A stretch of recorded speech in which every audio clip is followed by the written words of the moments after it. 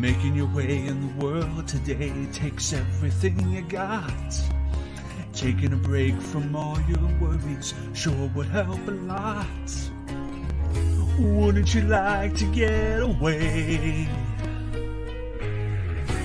Sometimes you wanna go watch a movie with PJ. Lord, and he's always glad you came. You wanna be where you could see our troubles are all the same. You wanna go and watch a movie with PJ.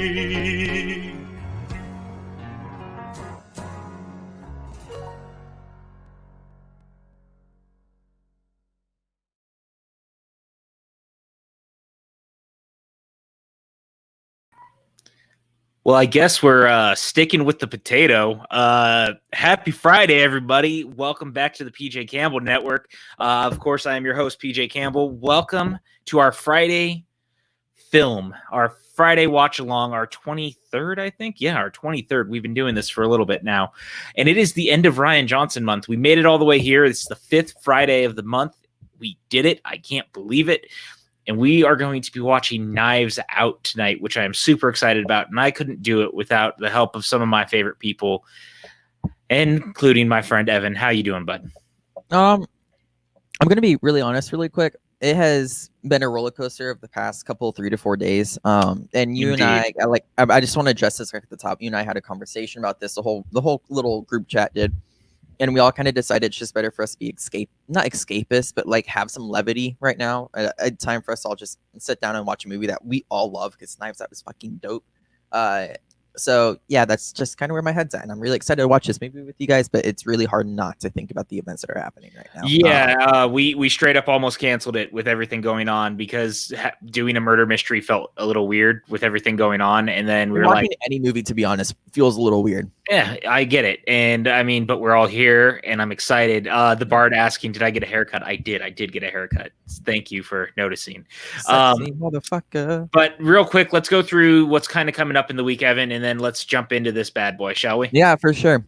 So for up top, tomorrow, Cards Against Humanity, Part 3. I'm super hyped. We're going to make some really bad jokes, and I hope you guys are all there for it. Who's going to win? I don't know. I'm really bad at Cards Against Humanity. But Chris Clark apparently is sometimes really good, and John Smith, usually whenever he has the power, he has the power. So watch out, guys. And also, Max and Liz will be joining us. So that's really exciting, as long as Rachel Silverstream. So you should guys check out that. And then Sunday, do we have a PJ Campbell show? Yeah, there will be a show. I haven't really ironed out exactly what it is yet. We're probably going to talk about some of the stuff going on with Universal and the Wolfman because they just announced that with Ryan Gosling. Kind of talking about HBO Max and like our first week, kind of overall thoughts on what's going on with it and things like that. So we've got some stuff to talk about. All right, and then Monday starts off Brad Bird month, which I just got some bad news about, but we'll talk about this later. The Iron Giant, we're gonna kick it off with. I'm really excited to watch this movie again. I got the beautiful chance to see it in the theaters about 6 to 5 months ago, and that film is amazing. How you feeling about the Iron Giant? Feeling good? I am, man. I'm very excited. You know how much I love Brad Bird. You know how much I love this movie. This is one of my favorite animated films of all time. So I'm just looking forward to kind of jumping into these. We've got all sorts of stuff going on next month. And Tuesday, I don't have an official guest yet, but last week I did have Cyrus on Famous Last Words, and that was a fantastic interview for anyone who's like involved in the esports community or even has like a small little idea of like what it is. I completely recommend checking out that interview because he is so influential in Smash, and if you're influential in Smash, that means you're influential in other places. So I highly recommend you guys checking that out. And then also, big show for you coming up. Dude, I'm losing my mind. We are going to be doing the next episode of Front Center Mezzanine on Thursday. We have Rob Rakiki, who is in my opinion, one of the best composers currently working in the Broadway space. And he was the gentleman behind the Percy Jackson musical, which I was a huge fan of. And I actually fell in love with last year. I got to go behind the scenes after the show, and I can't wait to talk to him. Max and I are very, very excited. So I guess Chris Clark must hate suddenly soundtracks because we don't have a graphic updated, but Phantom of the Paradise did premiere on Wednesday. That has Rachel Silverstream, Video Drew, Mark Hewitt. some of the most eclectic individuals in this space. So make sure you guys just go check that out. Once it dropped, we all knew it wasn't gonna do the best, but like we're proud of how it's doing. That video keeps chugging along, and that's kind of what it's there for. And then last but not least, Chris Clark dropped I don't know why the graphic looks this way, but the New York State of Mind prelude to the Schmodown Live. It was a fan event. Alex Marzonia does a little sip beforehand too. And they also did a cover of the song. Enter Sandman. Yes, they did. Enter Sandman. It's a good little cute show. That he does a good job. It was a great show. If you guys never got a chance to see it, that was done the night before the very first New York Live event last year for the Schmodown. It's a really great concert. If you guys check it out, I think you'll enjoy it quite a bit. And then, of course, Friday, we're starting our monster movie month off strong. We've got Cloverfield Friday, which is going to be nuts. Cloverfield, that movie. People like that movie, so make sure you guys go check it out. I think I'm gonna be there, and I'm scared as shit to watch this movie because I've never seen it. I've heard it's scary as hell. So, talking about scary as hell, there's a person who we have to bring on. Yep, he's back, everybody. Pat Hogue in the house. Hello, sir. PJ, it is an absolute pleasure to be here for this show, and I must say, to make your acquaintance, this is going to be a pleasure of a movie watch-along. But I must say there is one mystery as me, Benoit Blanc, cannot figure out. We have spent an entire month appreciating this here Mr. Rian Johnson, and he can't take 1 second to appreciate our appreciation for him and join us for one of these luxurious, one of these intoxicating, and one of these downright just pleasurable watch-alongs. The world might be in quite a unique place, but I'm here to spend it with some friends. Watching myself on screen, I'm Daniel Craig. Oh, God. Do you suspect foul play? Is that what you're getting at? I suspect foul play. Well, excellent.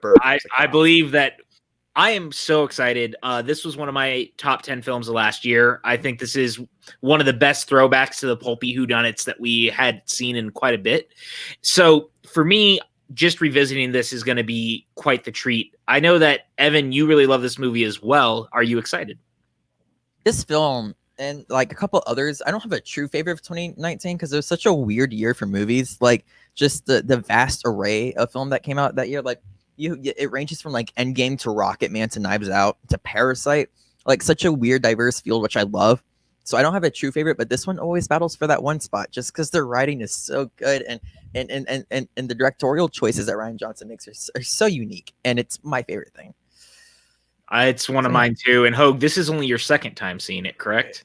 Yeah, it's weird because it was a weird year for film because I feel like I gravitated a lot more to kind of the smaller independent features, and this was in that category, but just kind of the way Rian Johnson makes these films, it felt bigger than the film of the box it was in, and I watched it, and it didn't have the kind of same punch. Like Last Jedi took a few watchings for me to fully appreciate, but Looper was something that hit me instantaneously. So going into this one, I was kind of taken aback when it ended, and I'm like, oh yeah, no, that all worked. Like there's a nice kind of turn of events, which I won't spoil, but I feel like this is one that I really haven't had the urge to watch again, but I know watching it again, especially spending this whole month appreciating Rian Johnson, he's got stuff laden throughout that's going to make the second watch even more fulfilling than the first. So I'm excited for this to like rise amongst my ranks because I liked it a lot, but I didn't love it. So we'll see how that changes. Well, I think that this point, it's that time. You guys got your movie queued up? You all ready? Yeah. All right, Oh, so yeah. we are all queued up at 000. We're going to count down from 5. As soon as I say go, you're going to hit play, and we are going to watch the movie with you to commentate it. It's going to be a lot of fun, so let's go ahead and do this in 5, 4, 3, 2, 1, and go. It's so interesting to me, too, that Lionsgate, of all people, were the ones who ended up with this, because I know that this was one of those, everyone was kind of looking at the new Rian Johnson movie post The Last Jedi, and I think of all places it landed, good for Lionsgate. They got a new franchise out of it since we know he's already working on a second one. But it's just very interesting. Of all the homes it could have landed, this is the one. Because this feels to me, at least, I don't know about you guys, but it definitely feels a little bit like an older Paramount movie, like definitely the kind of stuff Yeah. that Paramount would have made back in the day. Mhm. What? Yeah, it's funny because this is not a genre I have a lot of knowledge of. It's not something that I have the same kind of fondness for, but even just through kind of tangential experience with murder mysteries, the like aesthetic and the genre is so specific that already like this first shot I can tell, oh, he's doing it. Like it fits into a brand, it fits into a specific studio that worked on this. So My Pat, house, my rules, my coffee. Pat, did you know this What's is shot on film? No, it's shot on digital. Damn it! I was trying to trick you. You think you could get me, but it really it's funny because like in the lead up to Last Jedi, Steve Yedlin, his cinematographer, wrote this like 40-page dissertation to Rian Johnson to be like why they should shoot the movie on digital, and Rian Johnson read it and he was like, "This is beautiful, this is great, we're shooting it on film." Whereas this was the movie he finally convinced him to be like, I could kind of make it look indistinguishable, Right. and the movie's stunning, like, you know. It is. I think this is one of his. It's very beautiful in a very different way than his other movies. And it really does. It's so funny that this movie came out the same year as Rise of Skywalker, of what Rian Johnson did in the interim. And like J.J. Abrams produced a ton of stuff, and he had another Star Wars movie to make, but he like Rian Johnson just coming with this just same master of his craft. Right. What a great reveal, by the way, of the dead body out the gate. I love her like downplayed reaction. Are we agreeing no spoilers early on? We think I would not, just in case anyone hasn't seen it in the chat. I don't want to spoil it for anyone, you know. Yeah, because it's funny already that I'm seeing things set up that I know will pay off later. I'm like, Rian Johnson. And I know a lot of people kind of had umbrage with this aspect of it, of the kind of modern day aesthetics and a lot of like the political conflicts in the movie, but didn't seem kind of ham-fisted to me. It kind of seemed like the natural like archetypes you'd find in this kind of story if you did it nowadays. Yeah. It's missing if it wasn't there. Totally, and it's actually as timely now as kind of anything else we're talking about in this eat the rich sort of mentality, if you will. Yeah. Ana de Armas is such a good actress. I just want so good. I was just about to say, she's incredible. She's one of the rising talents right now in Hollywood that I want to see her do more. I still need to see the new Blade Runner, and it's funny that. So it's funny. This is her kind of discovery movie. Yeah. She would have been an amazing Catwoman. I'm just going to throw that out there. That's not bad. I am. That's true, Evan. I would have put her in anything. Is it Zoe Kravitz who's doing Catwoman? And she's going to crush it. I'm pretty. That whole cast for the Batman. I'm like, finish that movie because I want to see what that is. We have so much DC stuff going on right now. It's so incredible. I love Lakeith Stanfield, by the way. I mean, I know he hasn't popped up on screen just yet, but I just wanted to throw that out there. I'm already thinking about, I like him so much in this movie. He is, again, he's another one. Every time he pops up in something, it's such a joy. I love when he's in anything. Would I be nuts to say that his role in Sorry to Bother You might actually be one of the best acting performances of the decade? No, absolutely not. I don't disagree at all. It's so good. It's funny to this point because, like, for this movie especially, these characters are so big, but the actors kind of, with their persona, already kind of inform a lot of the backstory that you, like, can get with these characters. Like, seeing Jamie Lee Curtis as, you know, the well-to-do kind of matriarch of the family. Like, it's Jamie Lee Curtis. You know she has that in the bag. So you have full confidence in this character. What's so funny, too, is I just rewatched True Lies for the first time in almost a decade the other night. Thank you, HBO Max, for finally having it on in HD format. And I'm reminded just how awesome Jamie Lee Curtis is in everything because she fucking crushes in that role. She really is one of those ones that, along with Sigourney Weaver, did not let the franchise that made her, like, chain her down to just that kind of, like, Jamie Lee Curtis has as diverse a career as like Sigourney Weaver did throughout hers. Also, I want to shout out Don Johnson. I've always been a fan of his since like the Nash Bridges days. I grew up watching him, and I've kind of loved this resurgence the last decade and a half or so that he's had, popping up in Tarantino and Rodriguez flicks. Like a lot of the auteur filmmakers like Rian Johnson recognize his, not his potential, because he's always been great, but they recognize how great he can be. And just really letting him kind of ham it up through some of these movies like Machete and stuff has been a blast. Real quick before we get into this whole sequence with Romby, I honestly didn't know what this movie was going to be. I thought we were about to get like some really weird time twisted-esque murder mystery, like where like time is like involved with it and stuff, because the way how the piano key works. I had no clue what we were in for, and that's because I didn't watch the trailers, which I'm glad I didn't. But it really set the mood.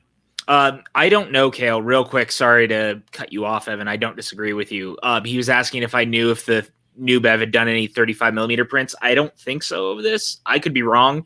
I usually pay attention to what they're doing, even if I don't live in Los Angeles anymore. And then Mike says, I don't think I've ever seen a bad Lakeith performance. Even in Death Note, he's awesome. And I was actually going to bring up, like, his character in this is not much different than his character from Death Note. The very intuitive... there it is. Yeah, Woo! there it is. The detective character, if you will. Death Note is terrible, but I think he's very good in it. Already I'm like, it's paying off, like seeing it all again and just kind of knowing where it goes. And Jamie Lee Curtis like telling Ana de Armas that I was outvoted, that you shouldn't be at the funeral, and she's from Ecuador, as every family member gets it wrong. Without spoiling anything, the ending is much more satisfying, like knowing from the get-go who these people are. Even halfway through the movie. Yeah, but it really, like, the film starts out on your first viewing of, oh, this is a family, they're well-to-do, and the whole marketing was around, yeah, but they're all kind of assholes. And really seeing it, how it plays out, and then watching it again, it's like, oh, they start out assholes. They're already this shot of the birthday cake is so spectacular. This is what Rian Johnson is so good at, is it's not showy. It's very filmmakery of like, we'll do that a couple times, but it means so much every single time. The fact that it's the same kind of shot. And Michael Shannon might be like the secret MVP. Yeah, but Rian Johnson said he was the funniest person on set, always improvising and bringing up the best kind of like alternate lines. Well, I mean, if anyone's seen The Night Before, he's so fantastic as the guardian angel in that movie. Like, good in that movie. He is one of those comedic geniuses in the same way that Channing Tatum is. Like, people undersell how funny that these guys can be, and that it doesn't surprise me at all that he was the funniest person on set. Can I get a shout out to the costume hair and makeup department in this movie? Yes, absolutely. Now, like all the facial hair in this looks fucking great. The set designs are incredible too. Who's Rian Johnson's friend? Yeah, all of them. Who's in all of his movies? Isn't it? It's Lakeith's partner. Yeah, what's his name? I can never remember. As bad as that sounds. See, this is a movie where I think Rian Johnson knows how to play up his comedic tendencies, where in Looper, I think it's a little overplayed. This is the one where I'm like, yeah, he's kind of an obsessive superfan who has to be serious, but can't help but be like, this is kind of cool that I'm, working on the case of my biggest hero. Right. Oh, they're all different storylines of how Noah Segan. That's so good. Wait, every single shot is a different way of how they're putting the cake in front of him. Yes. Well, and it's without Toni Collette in this movie is especially this, like the year after Hereditary. Yeah. It just shows. I just call it Code. Shout out Mike K. This is the genius of Rian Johnson, of great script, knows how to direct, but he can pull together with his clout a singular movie, like a singular house movie with the biggest actors in the world. Well, and again, to the point of like Looper, the performance he gets out of Bruce Willis, he always gets the best out of his actors. I mean, Mark Hamill gave the career-defining performance as Luke Skywalker in The Last Jedi because he was working with Rian. Like, there's no doubt in my mind that Rian continues to get the best out of people because they like to work with him and they see his vision. Even if they don't necessarily agree with it out the gate, as we know with Last Jedi, he still managed to get such an amazing performance. But it's like he knows how to tailor the performance to each movie. Like these performances wouldn't work in Looper. They're just too heightened, but in a murder mystery. That's knowing your script. That's knowing your script that you wrote and knowing what kind of story you want to tell. Totally. And like that's what he's so good as a director of. It, which is disappointing but exciting about him doing a sequel to this is that I'm excited that an original film is getting that kind of clout to keep going. But I want to keep seeing him change it up and not be kind of relinquished in the same genre. I mean, I don't disagree with you all the same. That I'm also excited though, because I think that the brilliant thing of all of this is that these kind of murder mysteries can kind of transcend genre. That's true. And that's the thing that continues to give me excitement because I think that in that fact, I think it's going to be a very different film. This technique of cutting between the different conversations as if the same questions have been asked every time is really well done. Who the fuck is that? Is such a great delivery. Again, Don Johnson, underrated, underappreciated actor.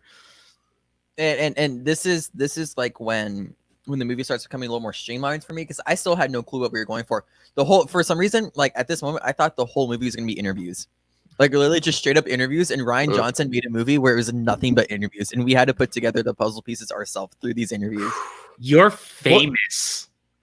But that line of I read a tweet about a New York article, like, well, and it's to your point, Evan, is Rian Johnson's kind of getting to that degree that M. Night Shyamalan had of what's the twist? Like, wait, like you're not going to give us a normal movie here, so we're trying to figure it out ahead of time. Yeah. Whereas he's not pulling the same trick the same way M. Night Shyamalan did with every movie. Rian Johnson's always changing it up, like the kind of movie he's making. Ornamental. Dan, this movie makes such a great pairing with Logan Lucky because Craig is so excellent doing these like very Southern drawly type characters. It's so much fun. You can tell he loves it. You can tell he is eating this script up. Well, he said that he would willingly do a number of these just to come back. He likes working with Rian, and I think again to what we're talking about, I think Ryan's even gotten some of the best work that Craig has ever done on screen in this movie. Yeah. In that he works really well with auteur directors. Again, Steven Soderbergh. You look at Logan Lucky. Yeah. If he feels like he's being treated and respected, he's going to show up. Immigrants, we get the job. Evan, do you feel seen? I feel seen. I feel seen. And it's in any other movie that would feel cheap, but it just, the point about this is, yes, it's an old-fashioned murder mystery that is so cemented in 2019. Right. Like it revels in the fact that this story takes place at this time. Absolutely. He's eating this up so much. There's a great interview with David Fincher after working with Daniel Craig on Girl with the Dragon Tattoo, where he's like, he's just an actor you can mine for nuance. Like, you can ask for the smallest thing and he'll do it. Like, he can tailor himself in every single second to, like, he can, like, adapt himself to anything. And you can tell, like, Rian Johnson's like, whatever you want, here's my vision, but add every little bit to it. Like, do the crazy accent, do the little mannerisms, do the whole character. God, she's so good, man. Yeah, she wants to too. You know she wants to shit talk her baby brother.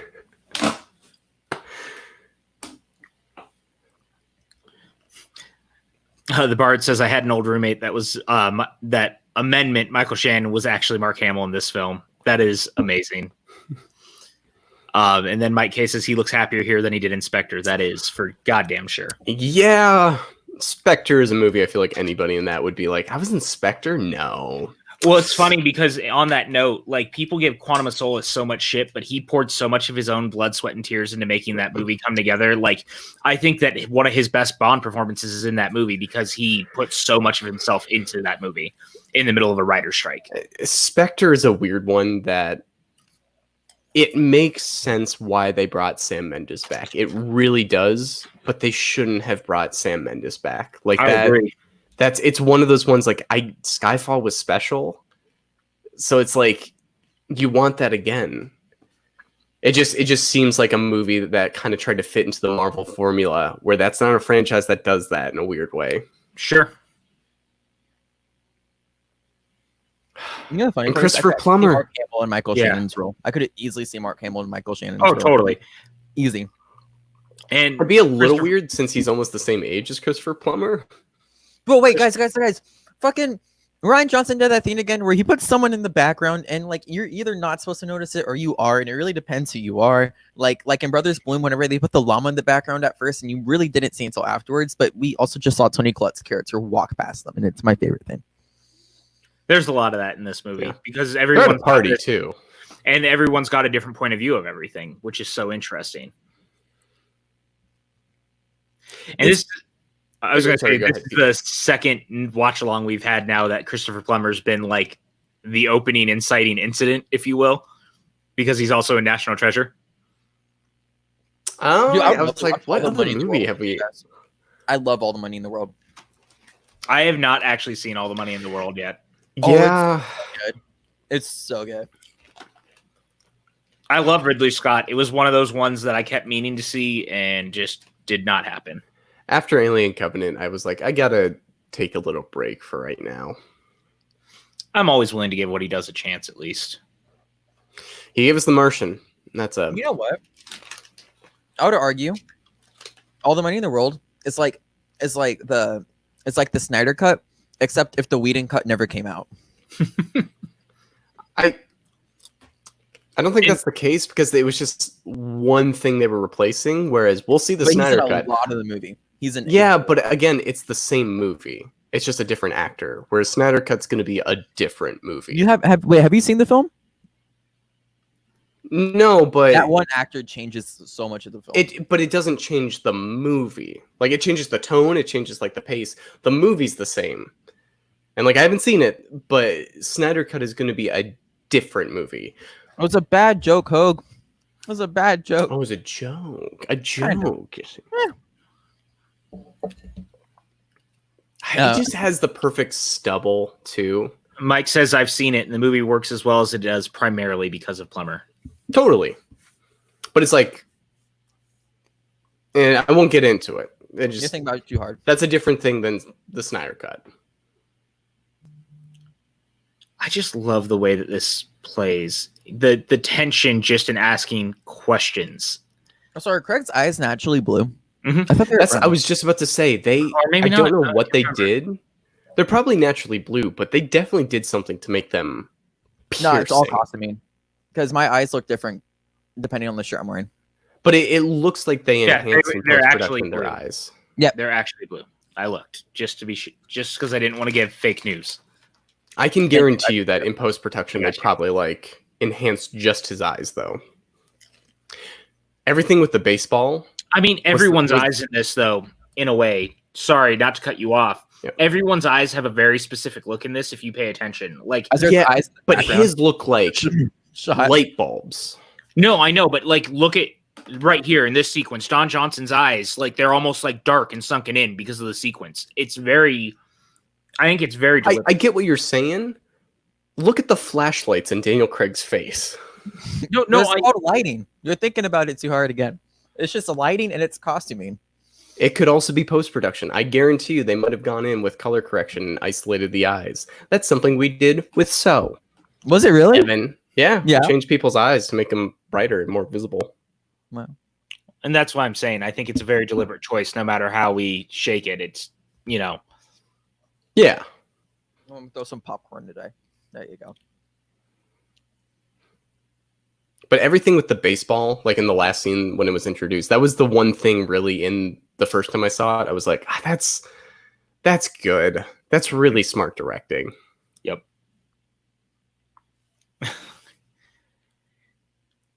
She's so good. And Just little like push-ins. And Craig owns the camera. That's the thing. Like Craig is loving the camera, and the camera loves him. But it's like earlier, like they did like a push-in on Jamie Lee Curtis, and then it cuts immediately to Michael Shannon, and then starts pulling out like Rian Johnson. It's you can tell a good director when they can make a small space seem grand just on how they show it, and every single one of these environments feels huge.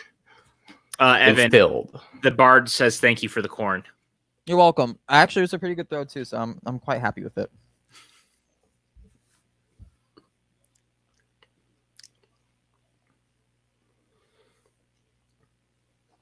The more as this plays out, and you start to realize how he's slowly cutting everyone out of the family monetarily, is so fascinating.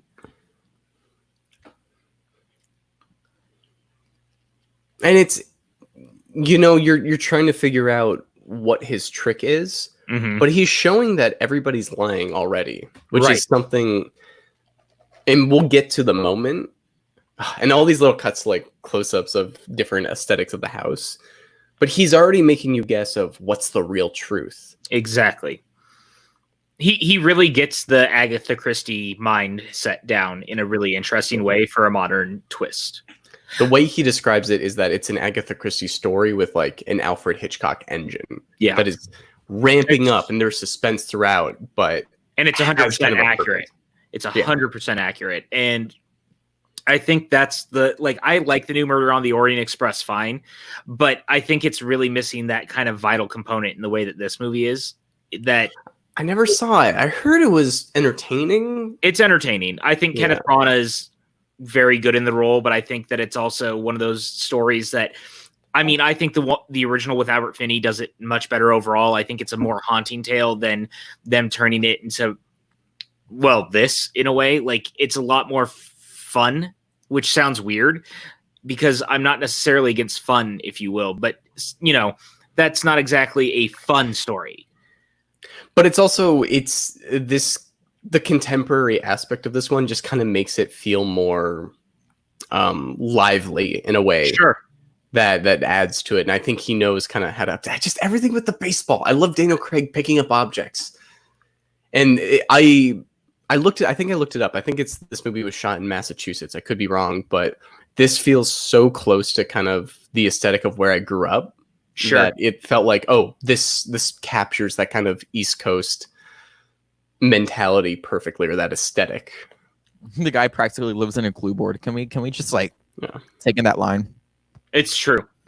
It's also the portrait of Thrombey. His expression changes throughout the movie. Mm-hmm. Weird little details that don't make logical sense, but emotionally do, which is just Rian Johnson's like, yeah, that'll be fun. I love this shot. It's just, oh man, it's so a little good. Music sting. Yeah. Nathan Johnson. He's good, man. Watch Daniel Craig. Watch what he looks at. Bro, this cinematography is so underrated. I know everyone was pushing for a writing script. This also should have gotten a Best Picture nomination and a cinematography nomination. I'm just going to say it now. It was a tough year for Best Picture, though. This was a really good year for all the movies. This was a good one. It wasn't even the conversation. That's what I'm saying. Like, people weren't even talking about it for Best Picture. I think the screenplay's a big one, though. Like, I think that really is a good tip of the hat. Like, I don't even think this is the kind of movie that gets downchurned at the Oscars. I think even the critics appreciated it, but I think Rian Johnson set out to make kind of a romp versus kind of a Oscar play. I know, but you guys saw what Daniel Craig did when she came out, right? Mike says real quick, the more times I watch this movie, the more I love Nathan Johnson's score. It sounds like it was taken from a Hitchcock classic. Absolutely. And that again goes to the Agatha Christie story with the Hitchcock engine. Like, he knew exactly what he was doing. Oh man, I could just enjoy Ana de Armas on screen forever. This whole Ben Affleck would like to have a word with you. I'm just saying. I think I'm allowed to. PJ's room, puts a bag over his head. I'm allowed to enjoy from a distance. Oh, look at the autumnal color. I know. It reminds me of home. I miss actual seasons. Fall is like my favorite times of the year, man. I get fall. Why does he have such an old laptop? I mean, I can't speak for it because I don't think they ever come out and say it. But I mean, I know like with my parents, they kind of stick with their older appliances and things like that. It does make sense, yeah. Yeah. I mean, it's just more of a older generation thing. This could have gone so wrong. In so many ways. Yeah. It's also just such a hole or like a corner for Rian Johnson to write himself in. Like, you have a character that can only tell the truth, who, without spoiling, becomes a very crucial part of their character. I don't know. That's very that's such a weird thing to like have to subject yourself to. And he comes up with such beautiful executions and payoffs for it. Mm-hmm. I love how she gets so freaked out every time they bring up a new name. She's like, what the fuck? Leave me alone. Yeah. Also, we totally forgot to say this earlier. Guys, we have a Streamlabs account. So, if you feel like you want to toss us a few coins so that we can continue solving adventures and stuff, toss the couple of shekels our way. I went ahead and put that link in the... Shekels. I like that. Every once in a while, I've got myself. Don't answer that if you're gonna puke again. Who would you want in a sequel? Because I have a dream cast, and the one that I want so badly, and this is such a wild card, but because he is coming out of retirement already, I need Rick Moranis to work with Rian Johnson and be in the movie. Can he also bring Hagrid back? I mean, I would be totally down for them to have him back as well. Rick Moranis. Oh my gosh, PJ. He's coming back for the Honey, I Shrunk the Kids Disney Plus thing. Well, it's not even Disney Plus anymore. It's moving to theatrical because Rick Moranis is coming back. It's the Rick Moranis bump, baby. And dude, the crazy thing is how that storyline is a little dark. I'm not gonna lie to you. I'm shocked, but I also think that he sees a lot of what happened to himself because apparently, I mean, this is all from what I've understood is that his character has gone missing since his wife died, and he blames himself a little bit for what happened, and so the kids are trying to find him.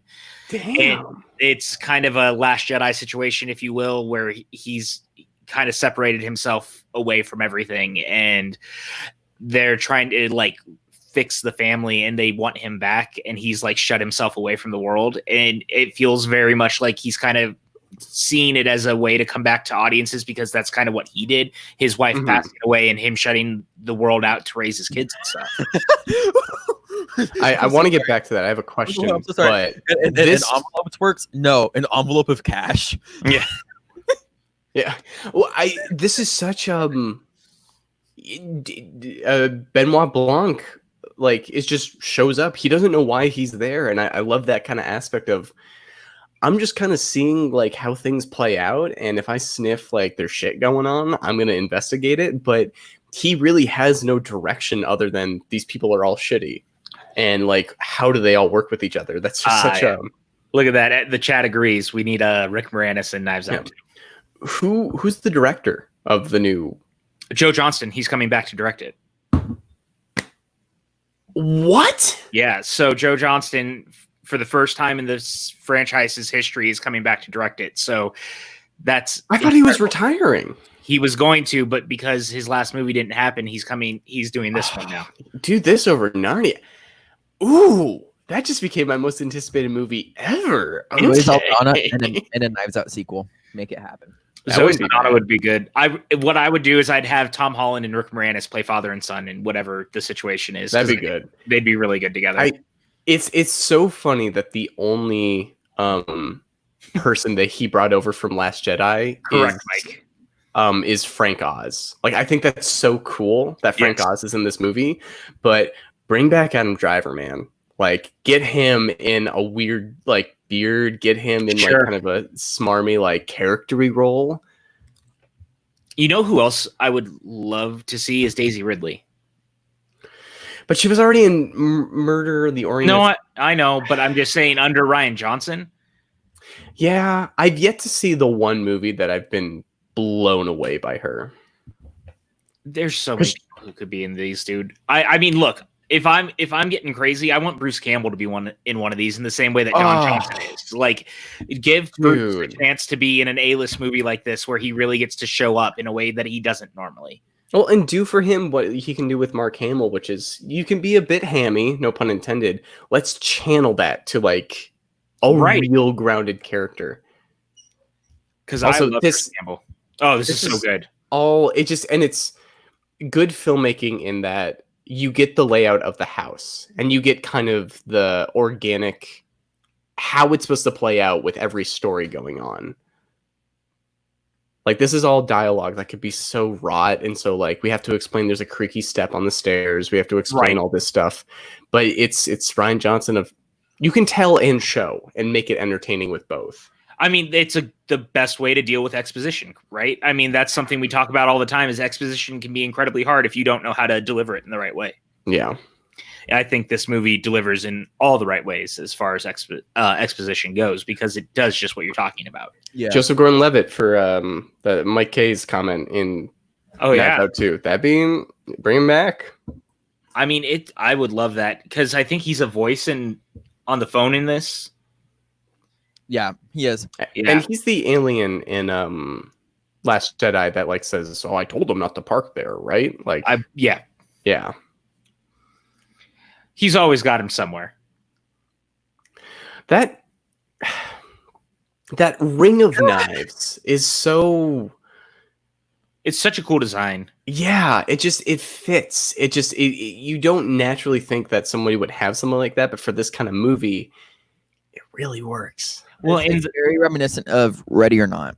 Totally. And on top of that, I think the way that everyone's positioned in it, it's so striking because it looks like all the daggers are pointed at every person because any one of them could really be the victim or the killer. You know the thing with the Blu-ray, right? Yeah.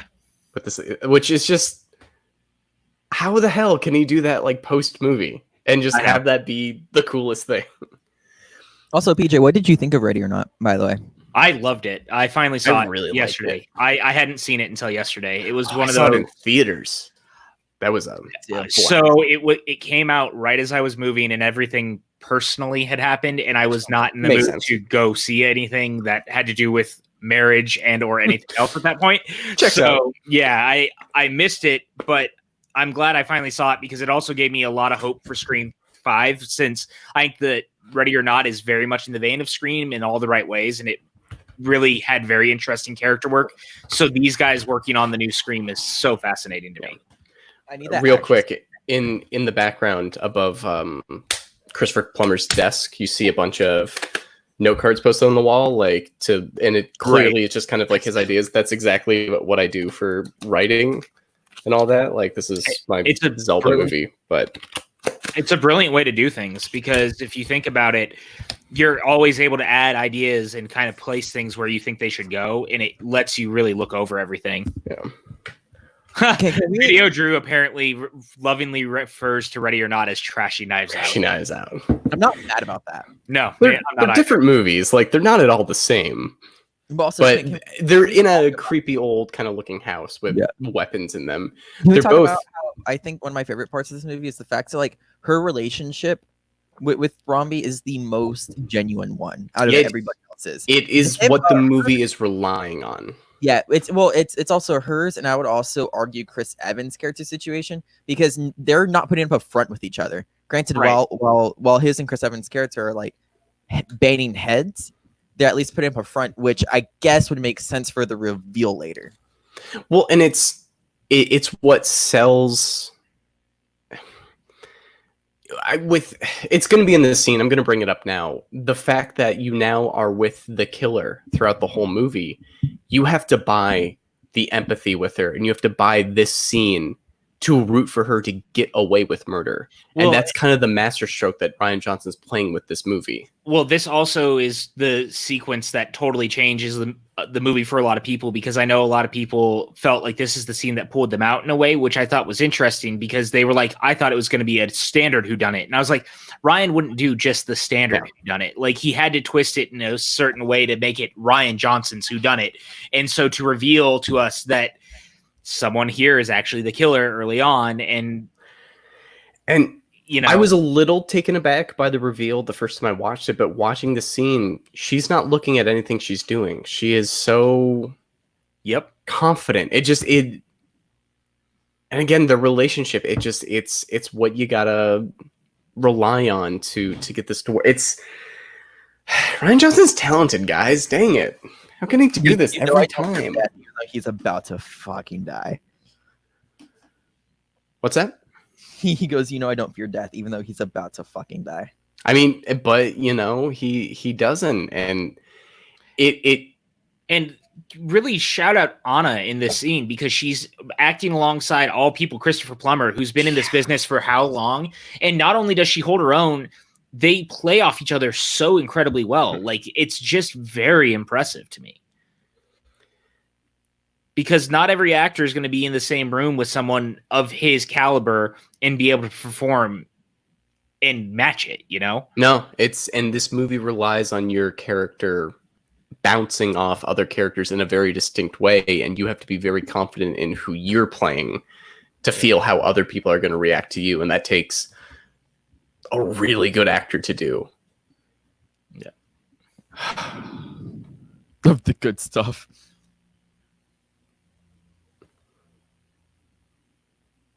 I feel for her in this moment too. She's so scared. She cares about him so much. And you can see Christopher Plummer thinking of like, okay, it's so, and him he's just it's right, and deciding to write it down for his next book is so good. He just said the plot of the movie, like it's like right. He's writing the script to Knives Out right now. Oh, it's so good, man! It's so brilliant. This is a random. Wow. I'll ask you guys at the end, but I if I even remember, but I want to ask you something about this at the end when it's all said and done. To your point about writing things. And it's so funny because this is a movie that could very easily become very Brick-ish in that it's slang. Totally. It's a very kind of specific kind of language, and it's heightened, but it feels real in an appropriate way. Like Rian Johnson doesn't have to rely on lingo.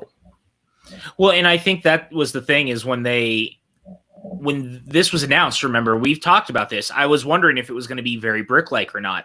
Mm-hmm. And it's not. Like, it's a totally different movie outside of the fact that, oh, hey, there's a murder. Bro, he's just scared, though. Look at his calm throughout this is so... The Bard said they completely forgot they saw Ready or Not. That's fair. That's fair. Oh, Maxwell Haddad is in the house. Hello, Maxwell. Hi, poopy doopy. Like, look at that little look on his eyes of putting it together in his head. Yeah. And knowing what he's going to do. This is the brilliance of a man who's written how many murder mysteries in his life, deciding this is what I'm going to do. Yeah. Already, it's...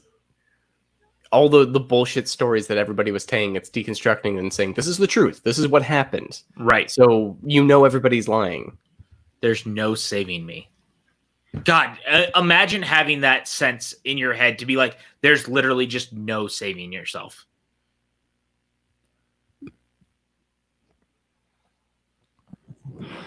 Just imagine like Rian Johnson's giddy of, I have Christopher Plummer to like describe his own murder for my murder mystery. Anna de Armas. God, you really feel for her in this moment. Her trying to be quiet, trying to hold it in, the tears going down her face. She's a great actress. She really, really is. Didn't she just jump on something big?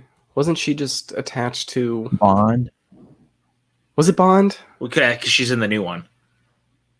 She's she's one of the new Bond girls. I want to see that movie.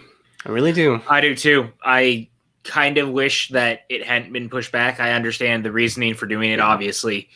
But I had finally come around and gotten excited for it, and it was pushed back like the next week. I was like, of course it was. Yeah. We talk about how the old fucking man is the only one that cares in the family about her and her status. And Well, just that's what we've been talking about. Like, that's why this relationship works. And him distinctly bringing up Deported, which is not something you would hear in an Agatha Christie movie. Like,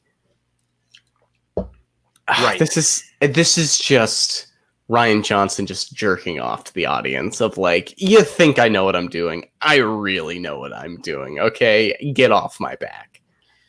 Yeah, he played exactly like he's playing the audience in all the right ways. It's so interesting to me.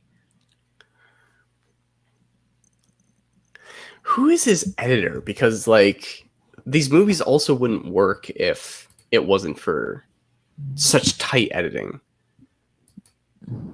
Also, shooting at night sucks. Outside, Totally. like the fact that they're able to make it actually look like it's nighttime without everything being pitch black is pretty impressive.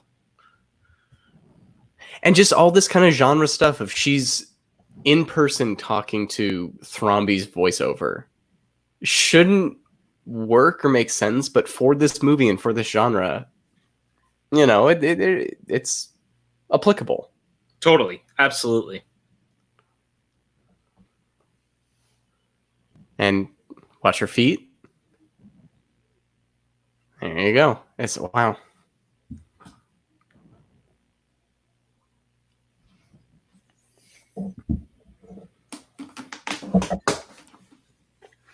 And again, this scene gives you the entire emotional push throughout the movie. Like, if this doesn't work, you don't root for her. And that's, again, the beauty of Rian Johnson and his writing, in my opinion, is that he made us care what this situation was going to be, you know? And, you know, everybody talks about, like, circumventing expectations. It's, you know, when you do it with Star Wars, a lot more people have opinions on it. When you do it with Agatha Christie, people are like, that's really clever. Well done, because it's not as well known. But he's doing the same stuff he did with Last Jedi, or that he did with Looper, or that he did with Brick, or Brothers Bloom. You know what's funny about this? That plan would have worked if he wasn't going up against the world's best detective. The plan works if it's not. It does. There. He's not wrong. He's not wrong. But the genius, and we'll get to the speech, is that this plan, Benoit Blanc sees past the plan to the character that Marta is. You know, like his whole thing is, I'm here to solve a crime. And I'm here to put justice where justice is due. And like his whole speech about the object lands where it's going to land. I just happen to be there. He's not solving anything. He's just reading the situation, and him showing up and seeing, this is just a bunch of assholes and you're not an asshole, but I know you're the murderer. So I'm going to see what this all means. Like, that's the genius of, you're a good person. And that's the X element. And Rian Johnson's like, yeah, you want to root for her. Like, it's that weird thing of just all your expectations of who these characters are and who you want to root for are upended because you want her to get away with it. And Benoit Blanc's like, you're good. This is weird. I'm not used to this. That's also really smart. We got a Streamlab for Miss Movies. Brianne. Since my last donation was refunded, I wanted to make sure you guys got this one, and I made sure it was also Palindrome donating $22.22. We love to see the palindromes out here. Thank you so much. Yeah, really. thank you, Brianne. We love you. Thank you. You're the best. Goated. Gosh darn. How's the guitar work coming along? So I don't know if I followed her on my new Instagram. Let me check. Mike says everyone on Johnson's team is important. It takes a village for his films to work. I agree. And I think that's what's so interesting is like you look at a Tarantino, you look at a Rian Johnson, you look at any of these guys, any of these filmmakers, period. Like they know that they need a team that can get behind their vision. If you have even one piece out of place, the thing may not work at all. Oh, Miss Movies, we love you. Brianne, thank you again. You are the best. Just want you to know that. We hope your guitar work is going well. It always makes me happy when I see it. And I was following you on Instagram. You were? Okay, wow. Yeah, we're good. We're good. Hogue_filmmaker, everyone. Thank you. Thank you. Always Lots of tears on the guitar work since I'm doing bar chords. Oh, yeah. Bar chords are going to destroy you. Yeah, I'm sorry. It takes time. It's a feeling. It's not even like pressing hard. It's just a feeling you have to have. But you'll get there. We all do at some point. Yep. The scorch marks of the letter. Yeah, it's so good. And this whole sequence, man, again, because every character kind of matters to the overall narrative, this sequence feels so strange, a little bit out of context, but when everything comes together, you're like, oh, right on, you know? And it's the normal problem that can happen with these kind of movies is that they're built around the reveal. Right. Like, and all the seeds weren't like organically placed to be, you know, it's if that moment happened, the movie would still happen. But this movie is like everything kind of had to happen in the way it happened. It just is really smart about how it happens. Yeah, agreed. Like it's more complex. I'm going to disappear into the politics. Talk is gone. Love that. There's always that. Go ahead. Politics in the family. Woo, got to get out of there. I literally can't talk politics at all in my family. So, you know. I'm realizing. Go ahead, PJ. I was going to say this sequence is so great because it really gets the American family boiled down in such an interesting way, but especially amongst the rich. Yeah. And it's just, this is the perspective you get of these people. And it's, you know, you have Ana de Armas just standing right there, which they all comment on as just kind of the pure thing to hold on to of you assholes. Right. You like privileged jerks. Don Johnson's so good in this movie. Again, Don Johnson is an unsung hero of Hollywood in a lot of ways. To me, he is one of the greatest character actors who ever lived. Dude, go back and watch Django Unchained, and that sequence. Oh God, that's the first time I really like knew of him. Like I took note of like, who's this guy? But like he does that like everything's okay. Like no, like he can do that like go to hi. Shitty for Martha. Totally, and him handing her the plate. Yeah. Sorry, Evan. What were you saying? No, I can't say, but I want to pop in to get that donation and say hello. Have a great watch launching. We love you. Thank you again. Thank you, Brianne. Love you We're too. here. Cheers. But no, I in this situation, because I've seen people in the situation that Marta's been. Obviously, none of us could have ever actually been in her situation, but like I've seen it before, and I felt that unease like through someone else's perspective. And it's such another balancing act that Rian Johnson does well of dealing with these real world things, but in this heightened world, but never like downplaying it and never like doing it for laughs. Like it's funny because we're dealing with these high fluent people that are just, you know, above everybody else. Right. But it feels weirdly, really realistic of how they would see, you know, no, totally, man. people below them, quote unquote. I just really want to go back to Don Johnson real quick. If you guys haven't seen Machete, he is so phenomenal in that movie also. Like, and that movie's funny because they do an introducing Don Johnson, which is incredible. I love Michael Shannon yelling at Nana. Yeah. Oh, Michael Shannon is brilliant in this. Nana is such a great character because she's the fly on the wall to literally everything happening, which is why in every one of these flashback sequences, we see her at some point. Yeah. Evan, I know you brought it up, but the costuming in this movie, like Michael Shannon's get up right now feels so. Have you been smoking grass? Also, shout out to 13 Reasons Why. That's all I gotta say. Who is she? She's the Catherine. Freaking. I agree with Mike. I want to see Michael Shannon in more straight comedies. 13. I want to see Michael Shannon in more good guy roles. Him in Mud and Take Shelter are so and Loving. Sure. I forget the director's names, but he keeps bringing Michael Shannon back. He can play such a empathetic guy, but it's so often he does it well, but can so often be the cold like this Catherine scene. Langford. Okay, Catherine Langford is the daughter of Tony Stark. It's Catherine Langford. That's the actress's name. Robert Downey She's Jr. everywhere. Oh, in the movie. Gotcha.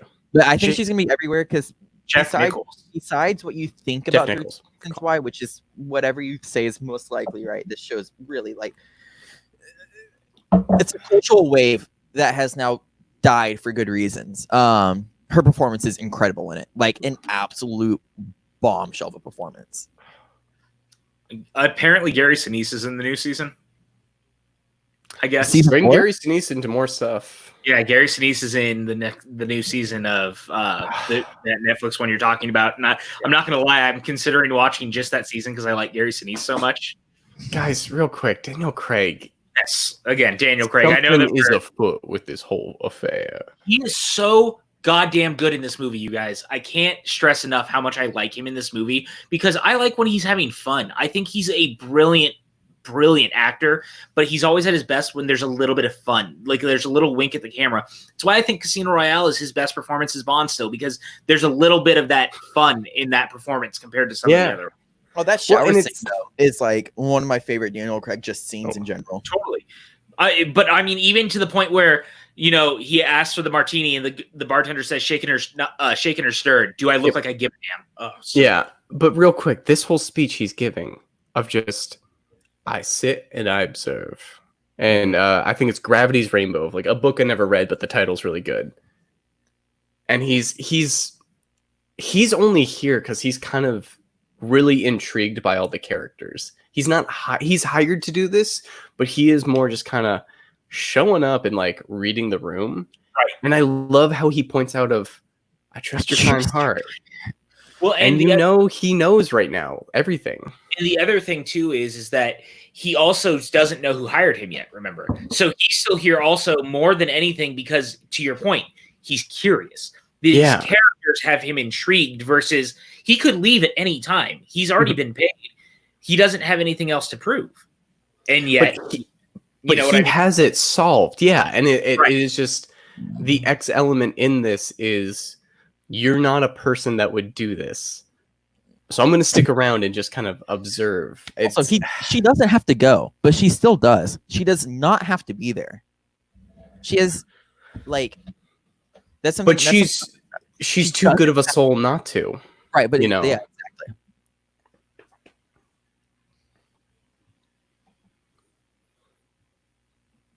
It is never not weird to see an apartment set with a wide angle. Totally. What? Like I just, even in a high quality movie, I go back to film school because that's exclusively how you almost shoot every scene for your first movie of just wide shot in your like dorm room. And you're like, yeah, you did that, didn't you? That was a choice. I just, real quick, guys, I want to shout out Chris Clark, who messaged us. He says, "Oh, dear God, I forgot to get rid of the potato. I'm still a potato." He's Chris, own up to it. We know you want to keep the potato for every episode. It's fine. It just made me laugh. I just needed to shout him out real quick and say, Chris, we love you. We didn't mind the potato. Yeah. It made me laugh. Chat, give Chris Clark some love, please, and show him some love on Twitter. It's at Chris Clark 8788. Those numbers mean nothing. So, did either of you guys think the scene was fake? No. You know, at one point I thought maybe it could be, but at the same time, as everything had already played out to this point, and we realized that her vision of the truth was the only one that was real, I knew it couldn't be. If that makes sense. But do you think he like? Because I thought the whole time he faked it. Like there was a bigger reveal coming, and it was kind of to me of, oh, that's not the game they're playing. This is real, but it's more nuanced than that. Like Rian Johnson's above, like it's not going to be a cheesy trick. Like it's about the characters, and if for Thrombey, this is kind of the death he would want. I just want to make a quick little announcement. We have a guest Tuesday finally for Famous Last Words. Oh, look at that. It's the bald man himself. The Ryan bald man. Snelling, baby. Ryan Snelling's happening. Look at that. My roommate, ladies and gentlemen. I took a little bit of bullying from his end to mine, and then I just finally shot him a text. I'm like, you want to be on it? And he goes, I guess so. The blood on her shoe. You can also tell a good director by their close-up, and like the close-up of the shoe is Brilliant. This was supposed to be a different actor, and I forget who it was. The caretaker guy who had to drop out. Could it have been Sean Connery? It was someone like of that size. It was weird. It was like, well, the only reason I say that is if anyone's seen Skyfall, they'll understand where I'm referencing that. Yeah. Because Sean Connery was supposed to be the caretaker of Skyfall for Albert Finney's role. Yeah. Which I think might have been a little too distracting. It would have been too Yeah. much. Yeah. But I mean, at the same time, I would have liked to see Connery back. As somebody who's not the biggest James Bond guy, I would have flipped out. Well, not just that. I just love Sean Connery, and I would have loved to see him back just kind of period because he hasn't made a movie since 2003 with The League of Extraordinary Gentlemen. That was the last movie he ever made. So, yeah, Mr. Thromby's got a good novel I'll tell you about. And on his Amish. Has anyone ever watched Thunderball and The Rock back to back? Because if you haven't, you should. Because the Rock plays like a sequel to those older Bond movies, and it's the best. PJ, I got to be honest, that's a very specific question. I know it is, and I figure that I'm the only one here who's done it. So I thought I'd you throw put it in out people's heads. Also, if you've never watched Ferris Bueller's Day Off and High Fidelity back to back, that's a trip. I really need to rewatch Ferris Bueller's Day Off. I have some opinions about that movie. I don't want to hear your opinions on that movie, Evan Degraff. That's why I said I need to rewatch it. Always go into things with an open brain, they say. That's a saying. Hippopotamus, baby. Hippopotamus. I love that there's just this random mirage of animals on the grounds in statue form. It's the most rich person thing in the world. Exactly. But it's self-serving in the way that Christopher Plummer is in an endearing way of he's a fan of this junk and he's a fan of his own stuff. So like he would, it's kind of endearing that he would have like, you already know you like him. So the fact that he would kind of have like homages to his own stories, you're like, okay, that's kind of fun that the forest around your house is filled with, like homages to your previous stories. Right. Absolutely. It really is crazy. You can kind of tell it's shot in digital, but it really does look like film a lot of the time. This is really well done. This is fucking brilliant. Pardon my language. No, it totally is.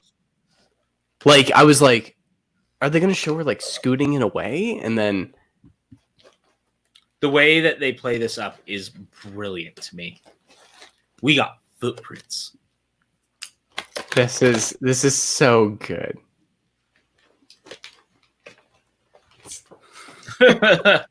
And she plays it so well of like, I'm sorry, I couldn't hear you. What's going on?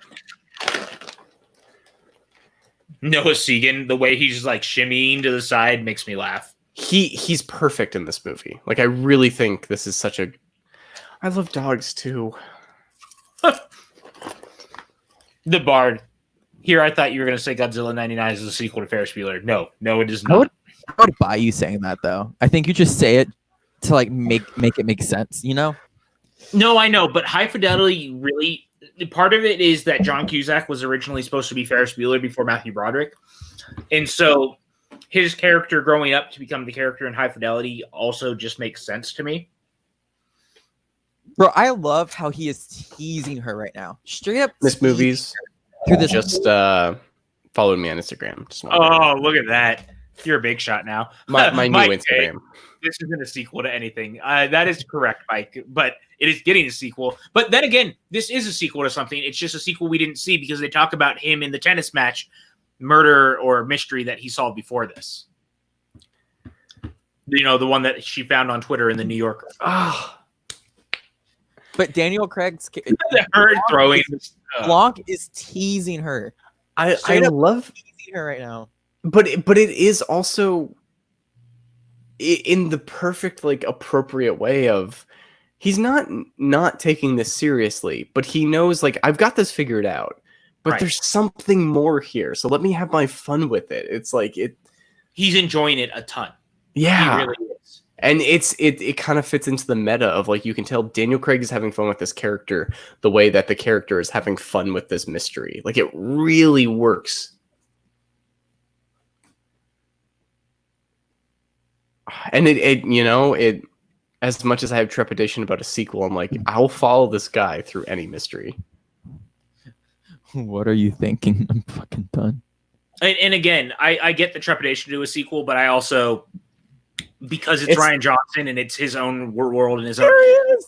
Okay, I don't know if you guys heard the behind the scenes. The way that the dogs are going crazy is hilarious to me. Chris Evans has their dog toys in his pockets, and that's why they're acting the way that they are. He had to give it back to him as soon as they got like off camera, but he was like, the dogs were so adorable, and all I wanted to do was play with them. They weren't being mean, but I had to have their toys just to make them freak out.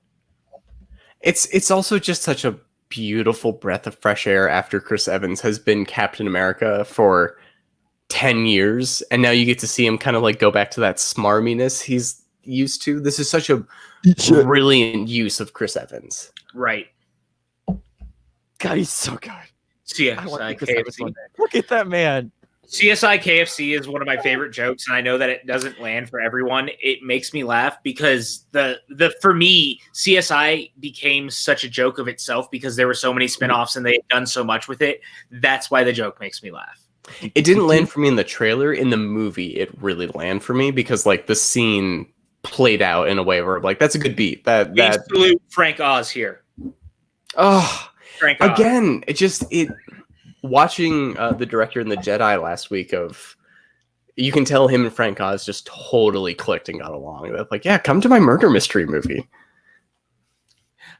Mike says, you know that ending montage at the end of a heist movie? Knives Out is the feature of a film version of that. That is brilliant, and I want to put that on the poster. The Bart saying, that's amazing. I believe that is probably to the Chris Evans and the dog toy story. I agree. That's beautiful.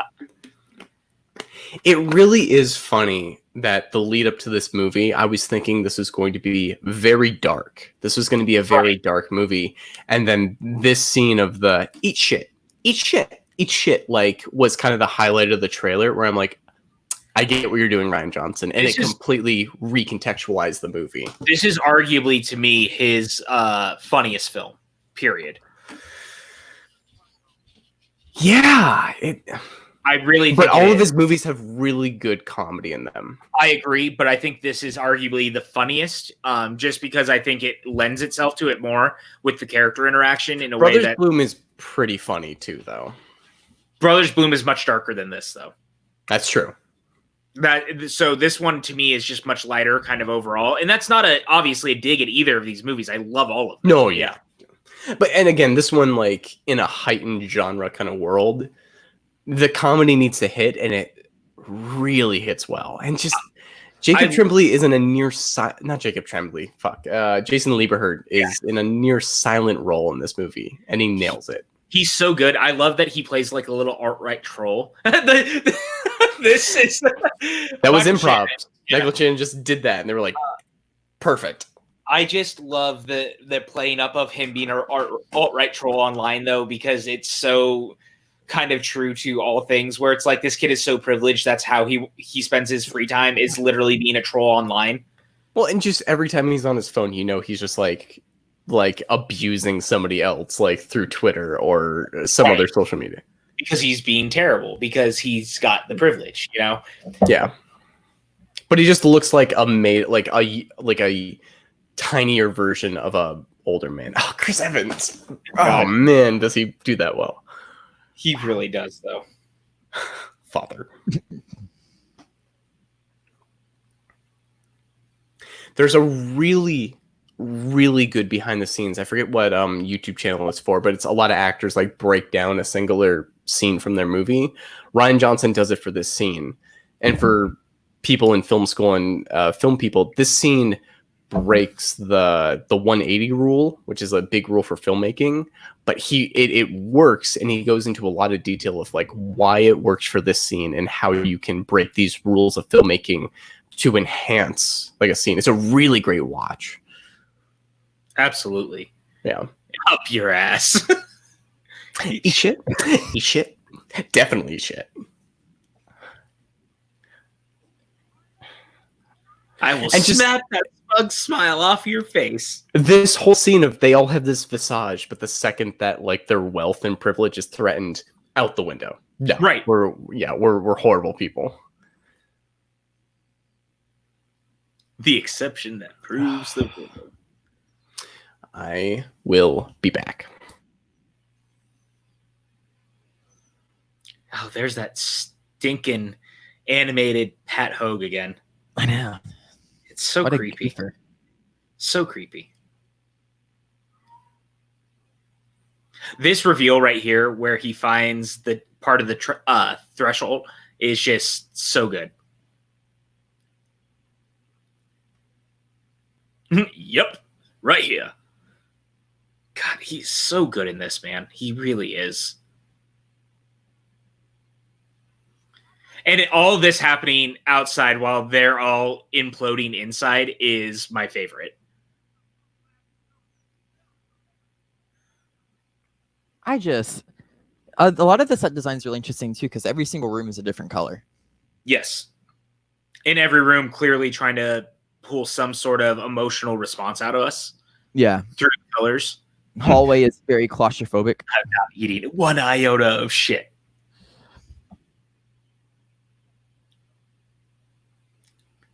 There's always that one guy who's always referencing pop culture things. That's me. That's me every day. That totally wasn't an at. No, I didn't say it was, but you know it's true.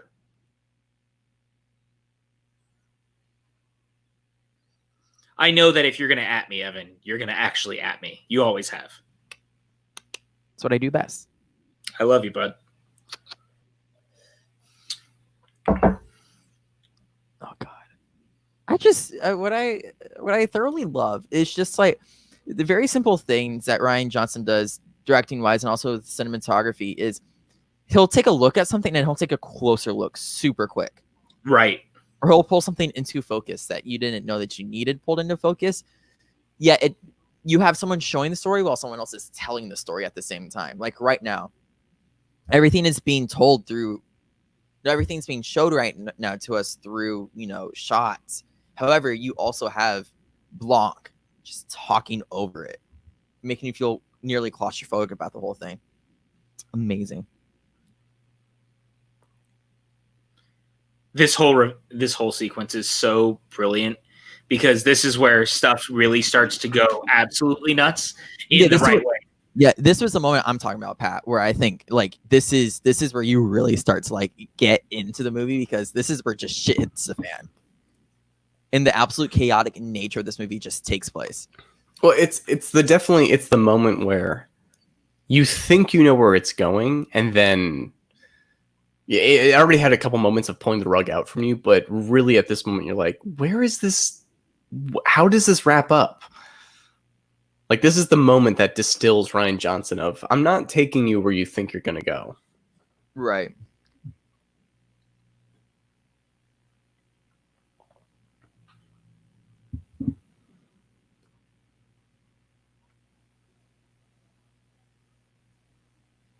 Frank Oz. I love Frank Oz so much. If you guys have never seen Death at a Funeral, the original, it is brilliant, number one, and he directed the hell out of that. He also directed, of course, Little Shop of Horrors, which is my favorite movie musical of all time. It's also my favorite musical of all time. I just love Frank Oz, and he did so much work on the Muppets. Obviously, for those who don't know, I'm a big fan of the Muppets. I continue to see myself as a Muppet, if you will. So, shout out. I didn't know it was him the first time I saw this. I'm like, oh, this is just like a really good character actor they got for this small role, and then found out it was Yoda himself. You know who he kind of reminds me of, and I don't know if any of you guys have grew up watching Major Dad, but even if you have never saw that, he was also in the A-Team movie. I'm pulling up his name because I can never remember off the top of my head right away. Oh, cool. What's up? What's up, Video Drew? Happy birthday, by the way. Video Happy Drew. birthday. Welcome. Happy birthday. Oh, cool. I don't what. But Gerald McRaney, he reminds me a little bit of Gerald McRaney, and it always makes me happy. So, From the outsider. From the outsider. I love Video Drew. I just want to shout out Video Drew again for her birthday. Video Drew is one of my favorite people in the entire world. She has been nothing but amazing to me ever since we met. I am very, very lucky to call her a dear friend. And you guys, if you have not, you should really subscribe to her channel. Agreed. She is doing Also, amazing things. Video Drew, if you're still watching, birthday. I need you on my podcast sometime. Famous last words. Let's talk. Let's chat. It's a conversational interview podcast. That's right. I'm pitching it on air. Video Drew, we've never met, but it's really nice. Thank you. Let's Appreciate talk you. about your life. She said, "Oh, that's right." This reveal, though, when they realize that she is the one that is going to get the inheritance. Chris Evans laughing. Yes. Amazing. And this music. Yes. All right. Either DM me on Facebook or Twitter. You choose one, and then we can work out details. Rock and roll. Yeah. I'm so great. Yeah, you are. Don't forget it. No, you are great, Drew. We are never going to let that ever go away, and I love you to pieces. All right, Video Drew, I'll follow you on Instagram. I don't got Facebook no more.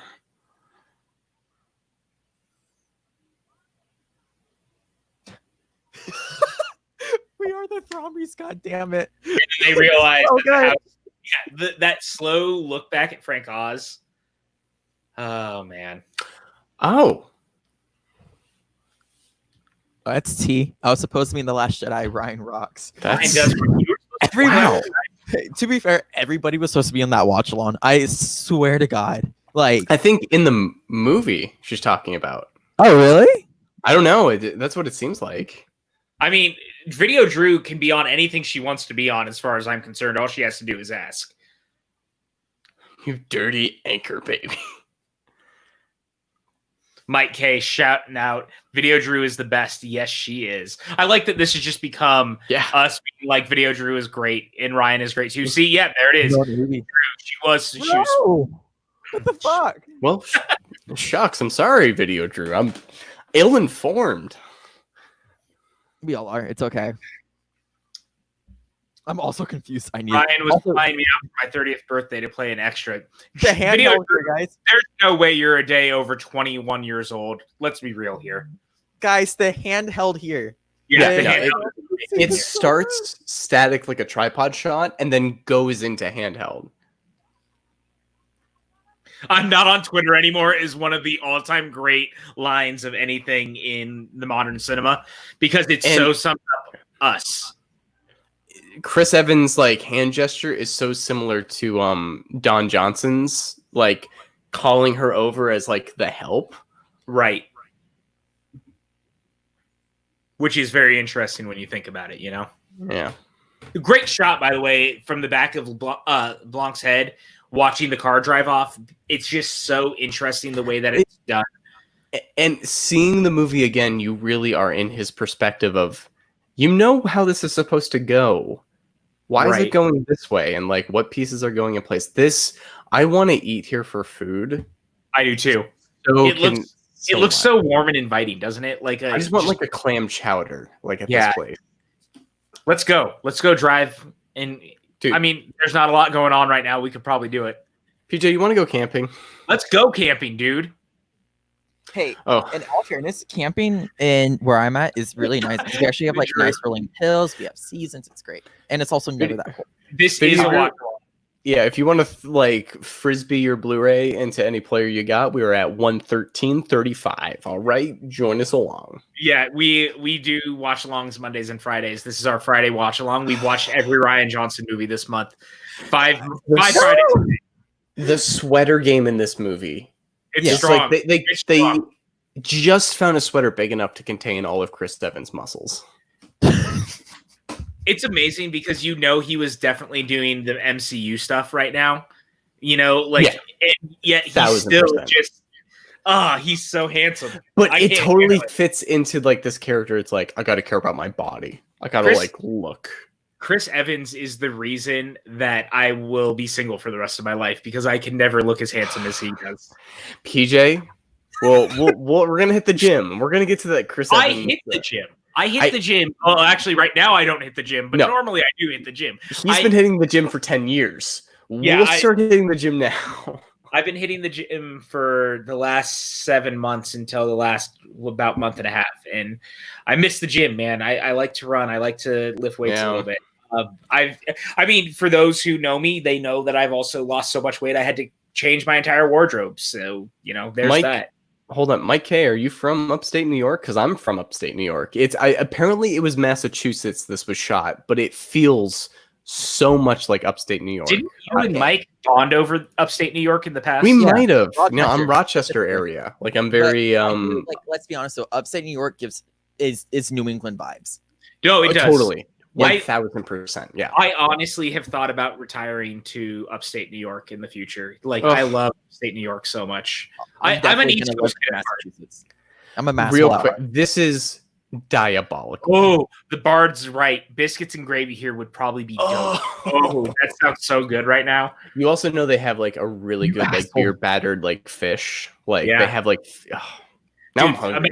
Imagine their meatloaf and mashed potatoes at a place like that. I went to Utica. I've been to Utica. Guys, I really have to like get up and get water and like use the bathroom and stuff. But this movie is so just engaging. His assistant is asleep in the background. Mike says, "I live in New Hartford, which is a suburb of Utica." I live close to Utica. I know that area. Utica. Evan, that's offensive, and I'm upset. Okay, so the fact that Marta had treated all of them so well to this point, and yet now all they can do is think about undermining her to get what they believe their due is such a white person move. It's weird because they are still people. Like you almost feel sorry for them because they've been stuck in this privileged mindset for so long, and you're like, you need a breath of fresh air of reality. Right. And we will get to the ending, which I think is so brilliant. But absolutely, you understand their frustration, which is like the other genius move. And the fact that they have to pull their moves on such like a good-hearted person is so funny. This shot, that Spielberg push-in, that is straight out of Jaws. And it's so good. For a little story of filmmaking in my let's let him say it. Yeah, I suspect foul play. Oh God, he's so good in this movie. In my short film, The Selection, it's on my Vimeo. Go check it out. There's a shot that I wanted to do of a character who's chained up. That is a slow push in on them as they like build up and build up and build up and finally scream. And I described it to my cinematographer, and he's like, "You just want to do a Spielberg shot, don't you?" And I'm like, "Yeah, I really do." Spielberg was the one who worked really, really hard in, at least my opinion, really perfecting that shot. Jaws obviously used it in the right ways. Mm-hmm. I think that this movie, Ryan showed that he pulled a lot from that, in my opinion, again. And there's nothing wrong with using a Spielberg shot because it is Steven Spielberg. And go ahead, PJ. Oh, I was going to say, and it's evolved, right? When you look at James Wan doing long runners now, that's what I look at. The long runners are the evolution of the things that Spielberg actually started back with Jaws in those slow push-ins. Totally. It's just funny that we did a ton of like kind of dolly shots on that movie and a ton of different slow push-ins. But the way this one was framed and the way that we kind of pushed in and like built with the emotion of the character, we got to the end of the shot. We did the first rehearsal. I'm like, holy shit, that looks like a Spielberg shot. That looks like, and it's an exact vibe that like works with the director. Real quick, this scene with Chris Evans, like understanding what his plan was and now what it needs to be is that line. It's God, if the fact that he didn't have the screenplay written before finishing The Last Jedi and he like did it in between, like this is a movie apparently he wrote very quickly, but the fact that it feels so well oiled. Like it feels so intricate, like the way Right. that a complex machine does. Is like you didn't just have this in your pocket for 20 years. Like you wrote this in a like he probably wanted to do one of these movies, but it just shows his talent of like give him 2 years, he will produce this kind of like quality writing and like structure and Right. Well, and I think that it's so interesting because, again, to the point of James Wan, I think this is the reason I see him as the modern day Spielberg in a lot of ways, is that he emulates so much of what we see. And I think Ryan is another side of that in an interesting way, because I think that Ryan has pulled from Spielberg in a different way that most people don't get, and that is Spielberg's use of character. I think that Spielberg is undervalued in the way that he uses ensembles, and I think that Ryan's done a really brilliant job of that.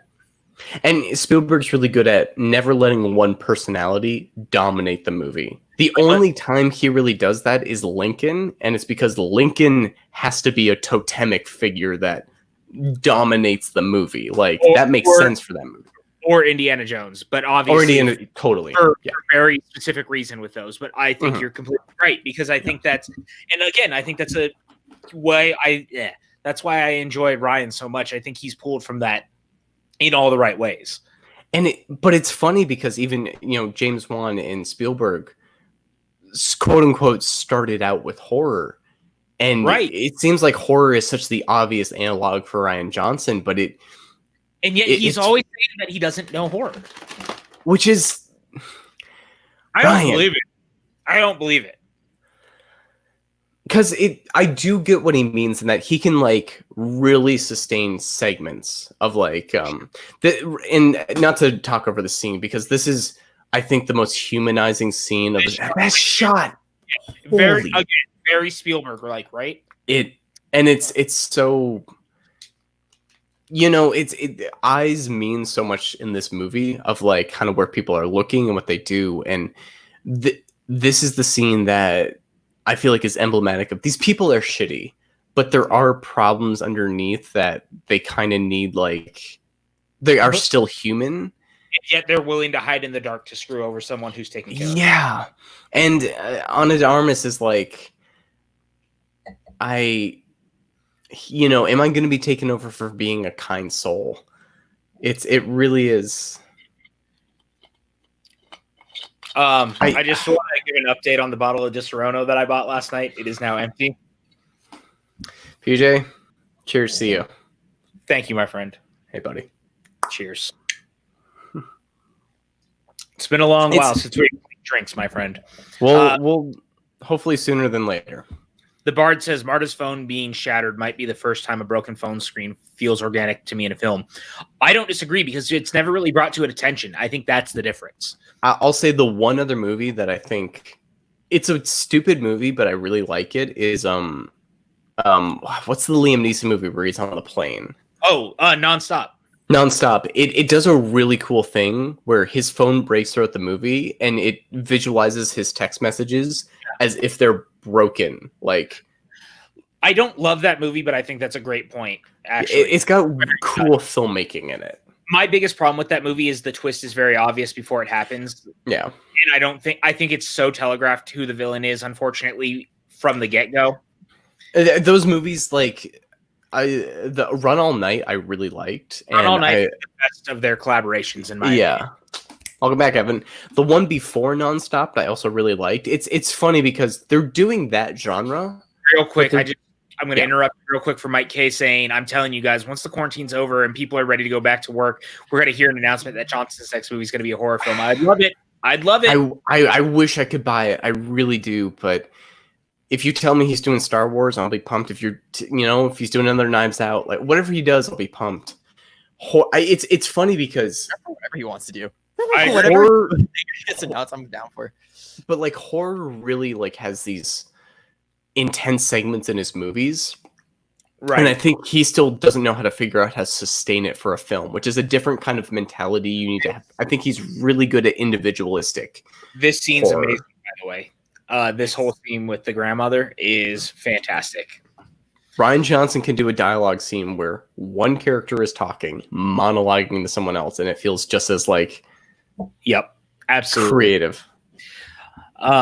I'm very curious though, because whatever Ryan does next, I'm obviously going to be there. We all know he's working on Knives Out too, but I don't know if that's going to be his next movie or not, because he may want to take time between it. Yeah. But Ryan could also want to just jump back in because he loves the characters. So I'll be curious to say the least. There's a point that Pat was making before I left where he was talking about how the time that he wrote the Knives Out script is really short. I will say this forever, and I'll scream this into the void. Creatives work best when they are under restrictions. It depends.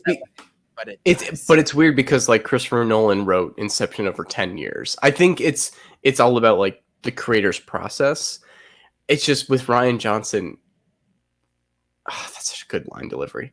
Rian Johnson just proves time and time again of give him the box that you need him to fill and he'll fill it with whatever you need. Like give him, you have to work within Lucasfilm. You have to work within a very tight franchise mentality. He'll give you the best Star Wars movie that's ever made. Like it's so funny that's, and I get it, but it's at least of the new trilogy. I think we can agree Last Jedi is kind of stands head and shoulders. That's definitely not up for contention. Yeah. But give him a trilogy that he can like incept from the beginning. Like, come on, like give this guy like Kathleen Kennedy Sav, let this guy loose. Really, no restrictions because he will give you what you need. And like every film has proven he's not just going to stick to his own mentality. And if we're talking about horror scenes, this scene. Also, yeah, I was about to say this lighting is really interesting because this is the first time we've seen lighting like this, and the next I think like 10 minutes are very esque in the way how it's shot and the way how you see light on the faces. Sent tweet. We all kind of went a little crazy yesterday. That's right, you jackass. It also this this sense of like being an overnight sensation is not something you'd see in one of these stories, but feels very contemporary and like she's kind of viral in that way that like a modern sense would be. And seeing like the news outside of her house of her family isn't used to kind of high profile stuff. I'm like, that's why this whole like kind of segment works for me of just. It's so interesting to me because I just rewatched Man of Steel this week, and Michael Shannon's performance in this sequence is so quiet and yet so scary. But then you look at Zod where it's not a quiet performance at all. Yet this moment where he's on the cane and he's squeezing it a little bit and you can feel the anger. It's amazing how great of an actor he is where he can perform sequences like this and still bring that intensity. Yeah, and it's in very different ways. It's also credit to Rian Johnson of get the close up of the cane hitting the ground. Right. Get the like have Ana de Armas like Let us see what we hear. Yeah.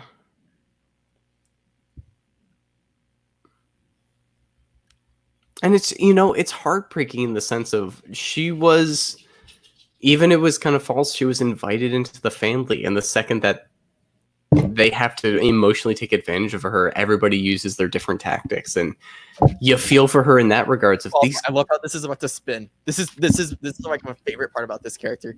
Just wait for it. Just wait for it. Wait, was it the scene where she does this? Wait a second. There it is. Yes. And she's not dumb, and like they've disregarded her this whole time, and now it's like. God, it's so good, you guys. Video Drew, the time code presently, we are approaching 128.30, and I'll give you a 5-second countdown from there. 22, 23.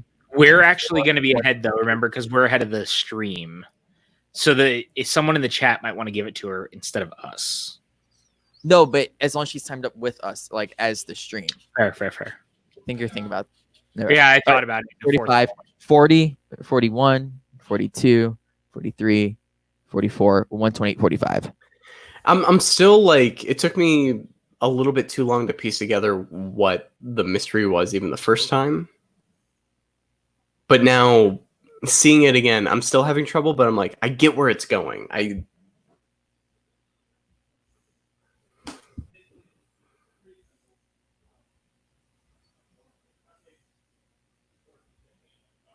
I'm screwed. So good.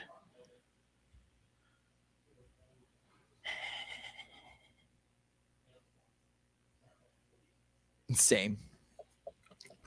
It's also Chris Evans just kind of has that theatrical voice of just, what do you mean? This is the thing going on. And it works into his character who's playing up a part. Like, he's so well cast in this movie. He really along is. with every other character.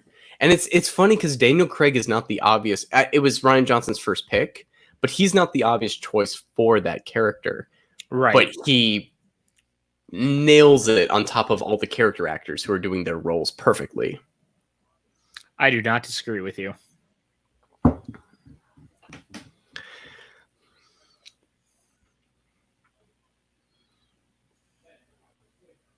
And Lakeith Stanfield just like being authoritative, just you get this guy as a detective and just it's weird as somebody who really doesn't see hasn't seen these kind of old movies, that I totally get how this is a throwback of get these overqualified actors to kind of be in these smaller roles to make you buy that these characters are 1000% who they are. Right. Hey, sometimes you gotta pay for the good stuff, or you just be that nice of a director that everyone's like, hey. Real quick to Drew bringing up Losing My Mind. It's one of my favorite sequences in the movie, and we'll talk about it when it gets to it. Spoiler alert video, Drew. Oh, the Bard was like, I can't see Drew's messages. Mike, yes, Mike is correct. She is on the Facebook stream. That is why. And we love Video Drew for that. What's Facebook? I don't know what that is. That's true. You do not know what Facebook is. I'm lost. It's also somebody who's made films and stuff. Having to synchronize a clock to a shot is so obnoxious. And like, literally, if you get it wrong, you have to take like the 6 hours. So not this, Also, that's Right. a really interesting shot right there too of Craig walking towards a car, because we've yet to see a shot like that in the movie. Like this film is full of so little like fun little neat surprises, because like that looks straight out of CSI movie. Well, it's funny because that's a good point, Evan, of just the action in this movie is the mystery, and now we're in a car chase, which is like way more than anything we've seen. And this car chase is brilliant too, because it's done in such a weird way that's like, it's not the fast-paced car chase that you're used to seeing. It's kind of slower, but it's fun still, It still has the urgency of what it is. Drew, you're perfect exactly where you are. Don't worry about going to YouTube. You're on the Facebook page. It's all good. We always pop up what you're saying so that they'll know what you're talking about. Everybody else is on YouTube. I'm just saying. Like, the frickin' frickers on frickin' Fracker. Him trying to get her to answer the phone is my favorite. He goes, I know you have your phone. Just answer it. Did you hear you wanted the knives reflected in people's glasses during the interview? So he had someone create a forced mosaic. Oh my God. That's exactly kind of what I was talking about earlier, right? Yeah. I mean, that's amazing. But that could so easily come off as pretentious, and it never does. This is my hometown. This looks exactly like where I grew up. That's Massachusetts too, though, because I've driven like through probably the town before. Video Drews hop into the YouTubes. I want to say I've driven through this before. I mean, it feels like a lot of anywhere in America, USA type of small towns, which I love. It's not that's not a bad thing. Well, no, because I'm trying to think, because I have family that's in Massachusetts, and it's a 2.5 hour drive to get to where they're at from Boston. And I got a feeling their set isn't too far from Boston, considering you don't want to transfer all those people that way. I like the line, I feel like I swallowed bees. Oh, yeah. And yet they're caught. Oh, look at that. Let's get ready to podcast. Let's get ready to talk Schmodown podcast is in house. I'm going to guess that's Justin Hamilton. It is Justin Hamilton. Oh, hello, Video Drew.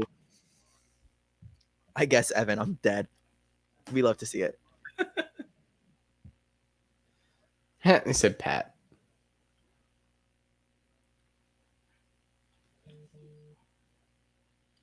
And the brilliant thing about that line, we know he knows. Yeah. It's so watching it a second time really gives me that bubbly of like, ooh, it's deeper than you think it is, because Rian Johnson understands like characters knowing stuff is worth like as much tension of actual things happening in the movie.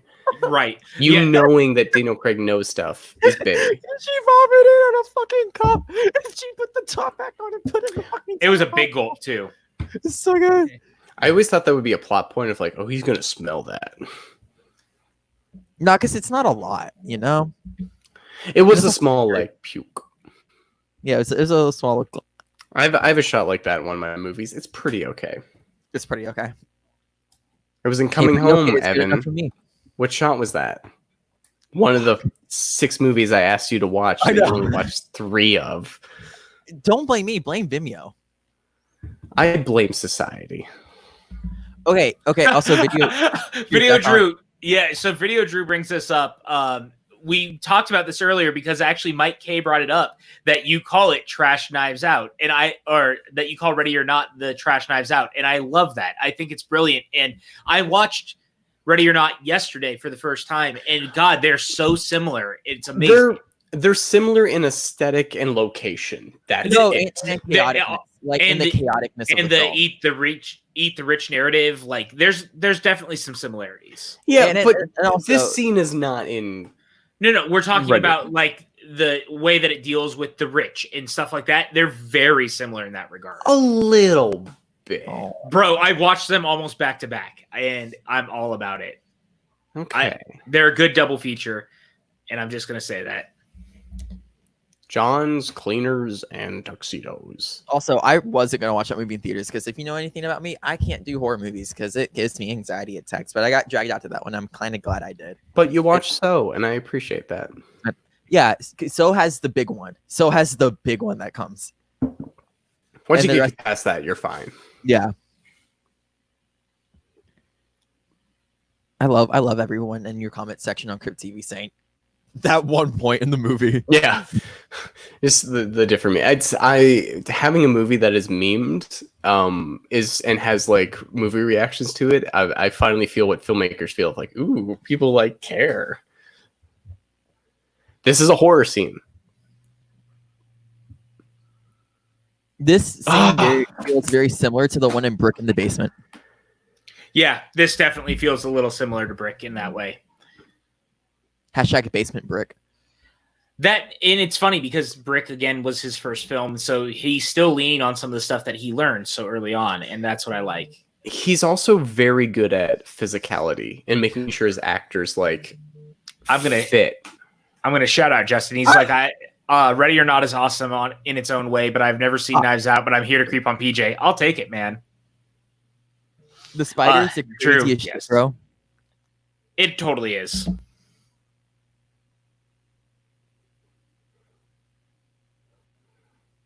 Also, a great dilemma here. If she says something, she's in trouble. If not, she gets scot-free, but she lets someone die.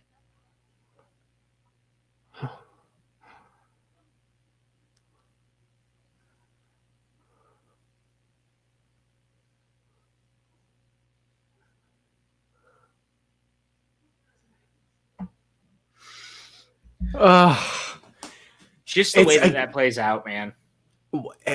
Again, this movie is so much more fulfilling the second time.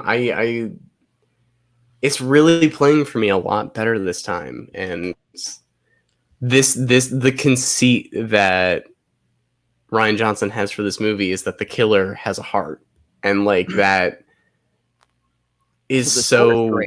This score is so good. And here it is. This little Sondheim nod is my favorite. And him singing it on top of it is just so perfect. And I know this is like Video Drew's favorite thing on top of mine. Like, just the way it's delivered is perfect. Well, I like how there's still like reflection of the storefront on the window. Like a Hollywood movie would like make sure that's not there. But this one's like, nah, he's just in a car singing like a Sondheim song. That's goofy. Shout out Daniel Craig. He's so good in this, you guys. I know I've been Daniel saying Craig? it the whole night. He's so good. Has he been nominated for an Oscar? I don't think so. That He will be. I'll look it up. Give him the right role. I mean, give him any role. Like, Yes.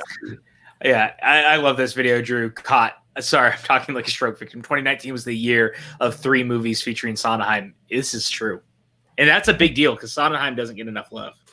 Never nominated. He is so good in Road to Perdition. If anyone's seen that movie, Dude, Road to Perdition, incredibly underrated. I think that was Paul Newman's last live action role on top of it, which in and of itself is really incredible. But he is amazing in that movie. That's a great gangster film that doesn't get love enough. Even thinking about it, Tom Hanks, Jude Law, like they Tyler Hoechlin before he was Superman. That's a great movie. It is. I think it was Stephen King earlier in the week. He posted a tweet and he said, if Godfather 1 and 2 are the greatest gangster films of all time, what are the other 8 that make the top 10? Because normally, you know, there's a top 10 of something, and that was definitely on mine. Because I think Road to Perdition absolutely fits in that top 10. That's Sam Mendes with Daniel Craig, like knowing how to use them. And it was a success. It was a financial success. Drew, comic book movie. Yes, it is a comic book movie, but not the typical. The guy who actually, you know what's funny? Bringing this full circle to CSI, the guy who wrote the comic book that Road to Perdition is based on wrote a bunch of the CSI New York novels back in the day. And I was a big fan of his work because I thought he wrote really great or not even adaptations, but new stories in those universes. He's a great mystery writer. All right. Have fun at Twitch Karaoke, Drew. We are so happy to see you. We love you. Thanks for coming.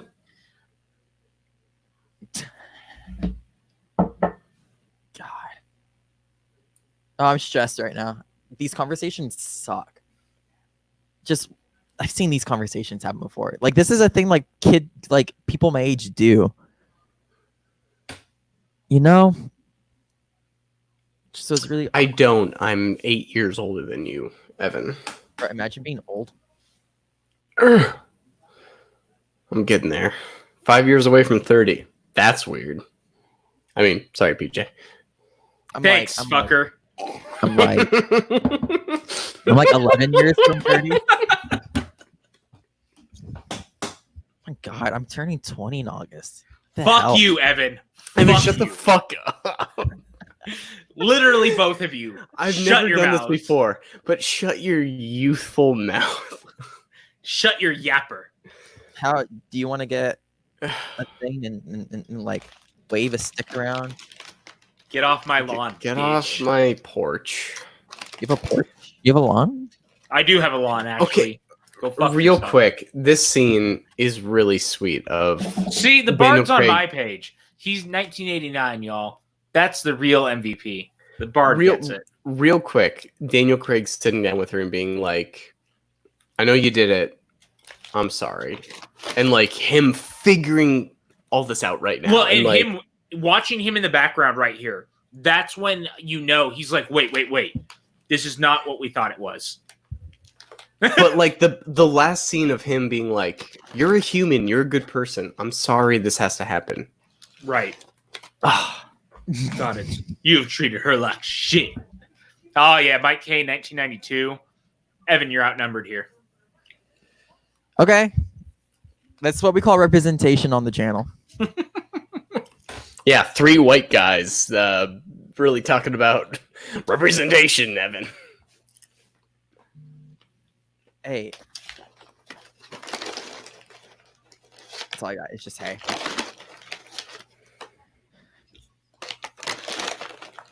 Suicide. The fact that he figures it out this way is so interesting to me.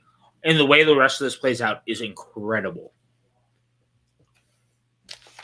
It's not what anyone was expecting when we knew what happens. But it's also Justin, don't say that. Evan is always outnumbered, but he's always fighting the good fight. Don't give him that kind of credence. Don't do that. Do you listen to his words? Do you hear what he says though? Like, because he's definitely not fighting the good fight. But it's PJ, to your point of the scene that's about to come up is, Rian Johnson's like, I get it. I'm making an Agatha Christie movie. I have to have this scene. I have to have Right. this moment in my movie. And he makes sure that it works. It's Look just, at Craig in this scene, by the way. The energy he he's possesses. so excited. I know.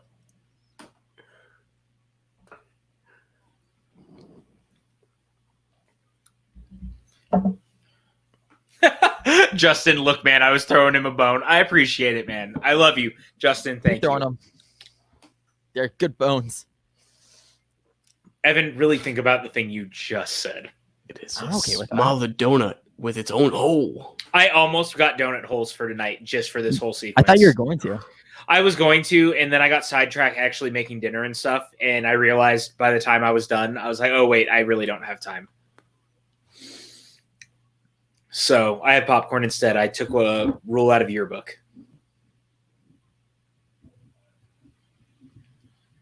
It's a good thing I'm going to the store to get food tomorrow, you guys, because I'm almost out here. Yeah, I got enough to make a quesadilla left. And Hey, nothing wrong with a quesadilla, man. I love quesadillas. This scene is arresting.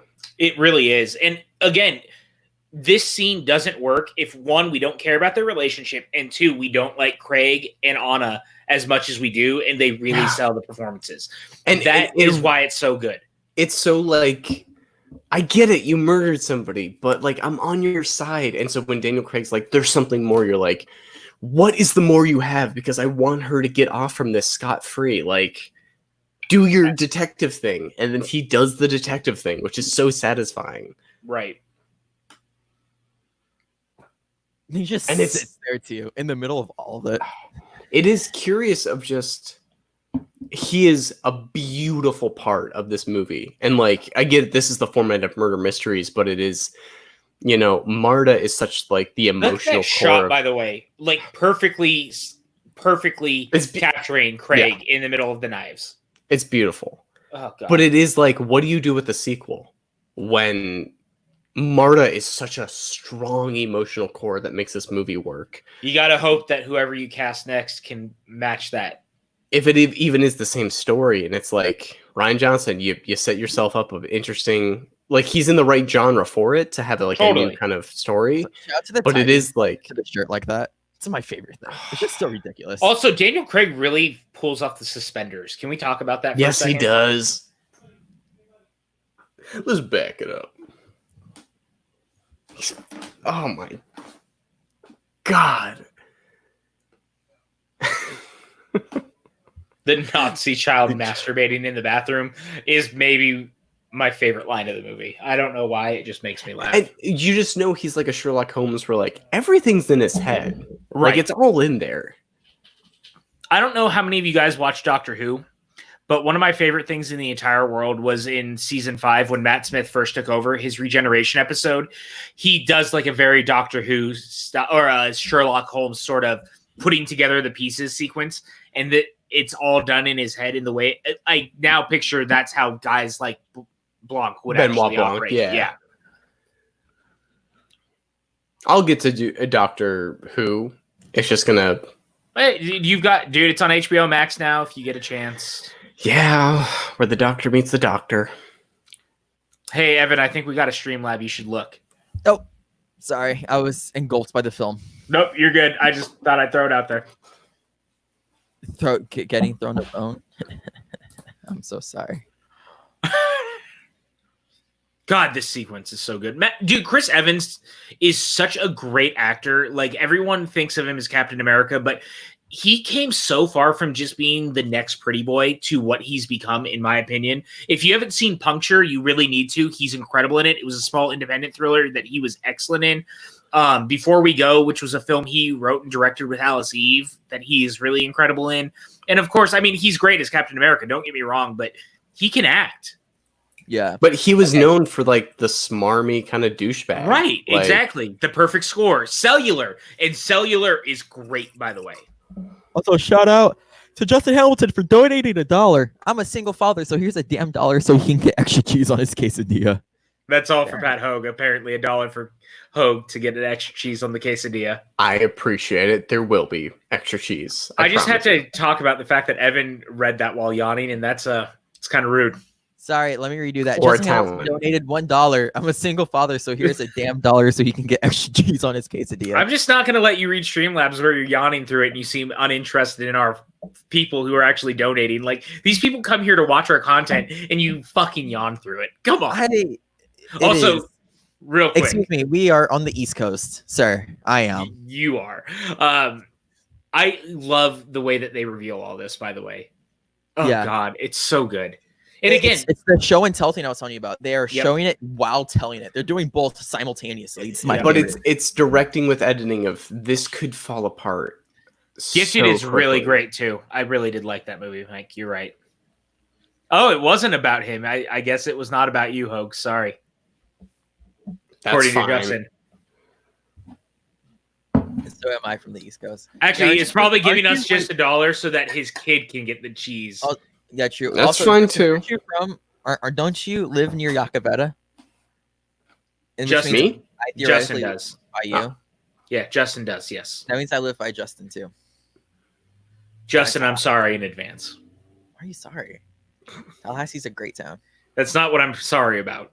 Ah, shush.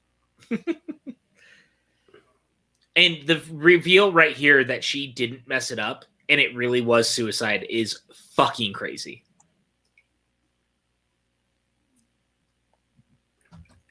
It's again, this is such a God damn. films. It's Rian Johnson does all these tricks with his scripts that you would see in film school scripts of like, yeah, she would know the different viscosity of the liquid, but he does it perfect and makes it about the character and makes Right. it about her humanity.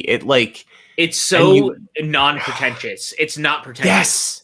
Yes. And like he plays into genre without being cutesy about it. Of like Right. he loves the thing he's like making and he's winking, but in a way that's like, isn't this fun that we're doing this? Oh, okay. So he said, no, it was about Hogue, but I was saying the message wasn't about Evan, so he didn't care. That is probably true.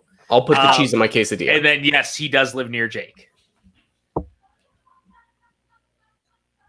The way that Lakeith just goes, damn. Damn. Like, oh, it's so good. Yeah. He just, oh, man.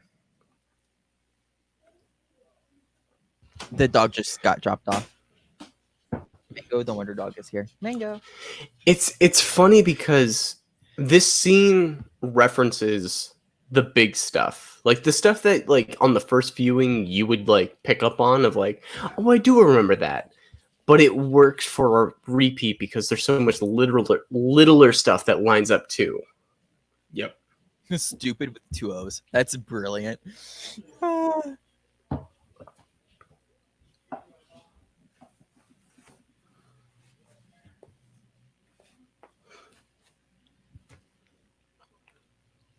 I like to spin a little further. Oh my god, Daniel Craig just like coming to teabag this movie.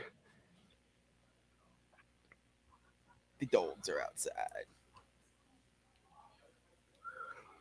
I love how in every scene Chris Evans' hair is styled the exact same, like slicked back kind of. There's so much gel in there.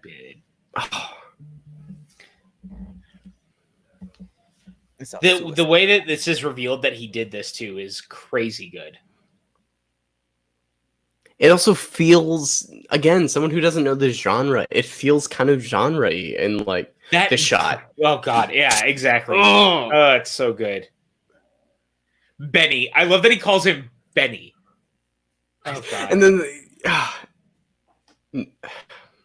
the fan detective's like, oh, what has happened? This is fun. Steve Yedlin, like, Yeah, man. what a cinematographer. And watching Evans as Blanc is saying all this stuff is so funny because you know he knows that he's been caught, and yet he's just like, doesn't matter. I can get away with this. Yeah, but he's also, you can see him thinking of like, where's my angle? Where can I like use this to my advantage? You will get the StreamYards link for any horror film that I do. I just want you to know that. Star Wars, I don't think we're going to do another Star Wars watch along for a while. Like, it was very specific because we were doing Rian Johnson month, but we're doing horror shit.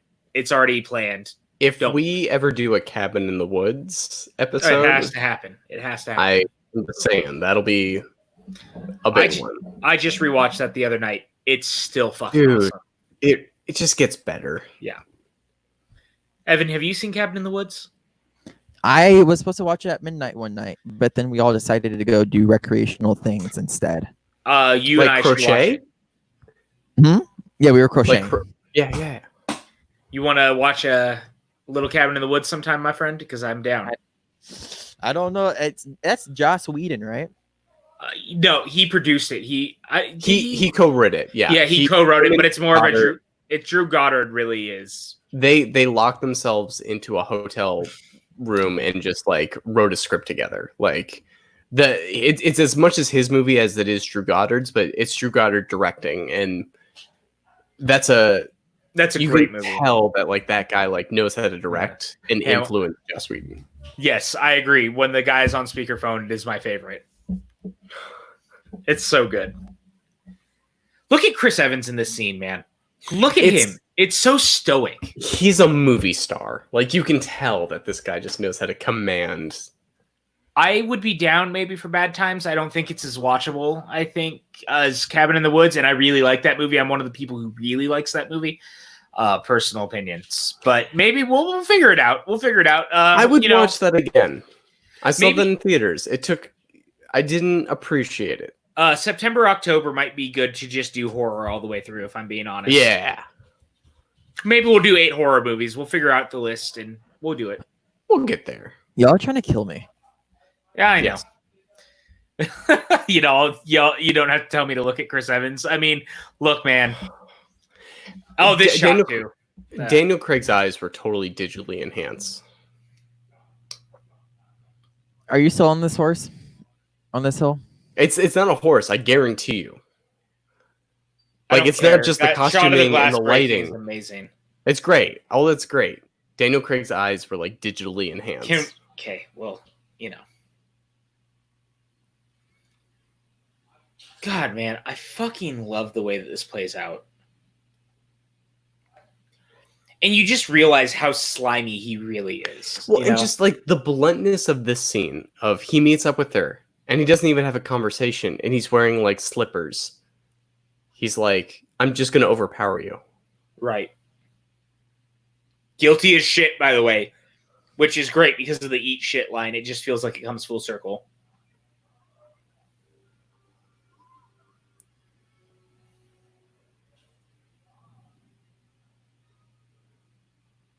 Ugh. God damn it, Justin. I wish another part of my body could be digitally enhanced. Which part? His nose. I don't get it, Dustin. What are you inferring? His nose. Oh, his nose. Okay. Yeah. God. What was thumbs? You did this. You did this. I love that. It's so good. Like, it shouldn't work, but it does. Because you're an asshole. It works because Ryan writes it in a way that it makes sense. Yeah, if it didn't make sense, it wouldn't work. And this is a big thing. It's genre appropriate. I love how he puts on his coat. Damn, Evan gets me. That's right. Yeah, and just this, like, this goes back to his speech of just, it will end up where it's meant to end up. And you being a good person leads it to the right spot. And Evans, Ransom doing the thing, like, it's so good. The whole thing is great. And that's why I think I'm so quiet right now in a way, because I just love the way it plays out. Well, this is the scene. Right. Well, what was that, Evan? This is the scene you wait for in every one of these movies. Sorry, Evan. What was that? This is just masterclass filmmaking. Totally. Evan, have you seen the original Murder on the Orient Express? I'm just curious. Nor the remake. Okay. I would suggest watching the original with Albert Finney before you watch the remake. And that actually has Sean Connery in it. So shout out Sean Connery coming back around. I just realized that last shot, Daniel Craig noticed that his tie was tucked into his shirt, and it was for that entire scene. So he finally was like, oh, shit, I didn't mean that to happen. And like But for that whole scene, it was like weirdly tucked into his shirt. Oh, it's so good, man. Oh God, this Evans again, dude. But it's that meta element of you expect him to be the nice guy. Right. That is who he.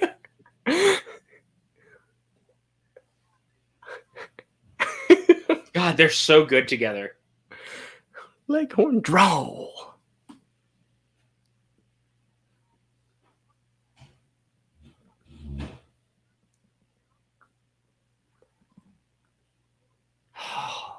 God, the way he delivers that line. Yeah. And that's that line right there, where he reveals himself to be what he really is awesome. I mean, but like you knew it. Like this is right. Like it all. It's and I love Rian Johnson's friend. Fran's dead. Played him. Oh, so good. And this moment is so perfectly played by Chris Evans. Like this is such a beautiful. God. And this is why you hire Rian Johnson to make these kind of movies like this moment. Oh, it's so good. And this could have been so cheesy, by the way, done terribly by the wrong filmmaker, but it works here. Because you really think for a second that he got her. Yeah. You really do. You buy into this moment. And yet... it's so well played of like, what? It's the fact that he draws it out as long as he does for the reveal that it is retractable. Yeah. Shit. It's so good. Her face... and Rian Johnson... oh God, she's so good right here. Look at her face. As comedic as that moment is, it's still real. It's still a thing that happens, and you know it also just kind of plays into the one knife he grabs is the play knife, like right. And that's the other thing I was going to say is you look at that wall of knives right there because it pans to it for a reason, right? As it's pulling up, and it's like, holy fuck, dude! He really could have chosen any one of those knives. Yeah. And I love the music right here. Again, the score is really remarkable.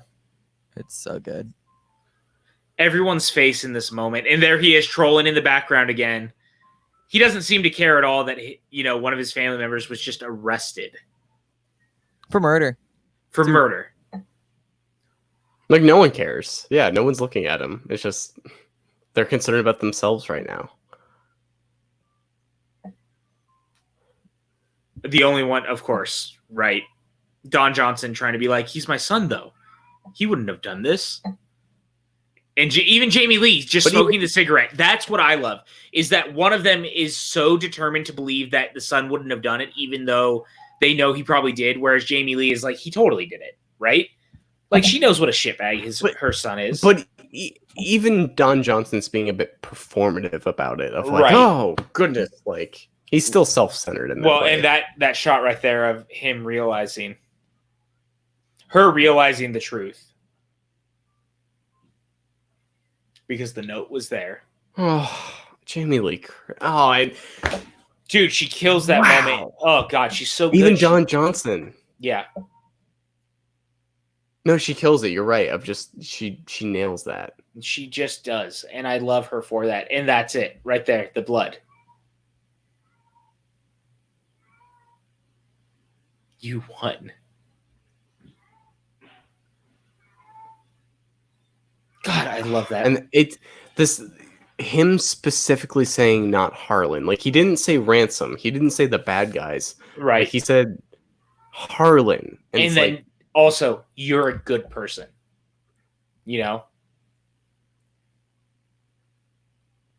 have my opinion. God, it's just hard. And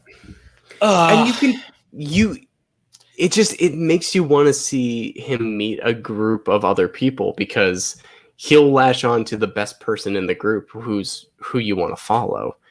Yeah.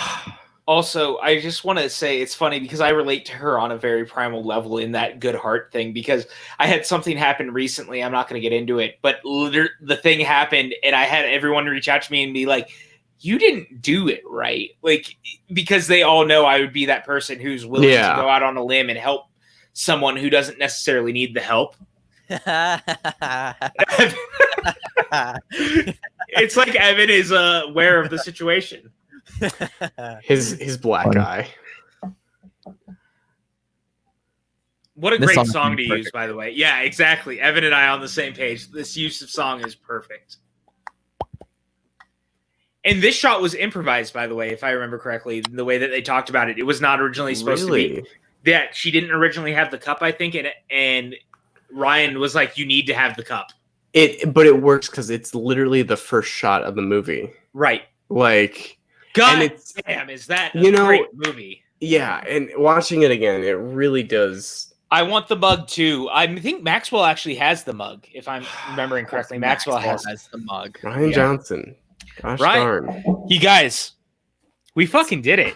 That's a month of Rian Johnson. We did a month of Rian Johnson. We just ended with Knives Out. We did 5 Fridays in a row talking about all things Rian Johnson. We did it. We made it through. It was a trip. I'm glad we made it. What a great movie. I'm going to start with Hogue because I know that this was for you kind of a revisit to rediscover it, if you will. So, yeah, how you feeling? It's, what a great filmmaker of like it really this month of looking at this guy and then coming into this movie knowing that I'm going to appreciate it again and knowing it's a movie that you're going to appreciate more on the second viewing. Like it really kind of tied together on both levels of what he brought to it, what he made for it.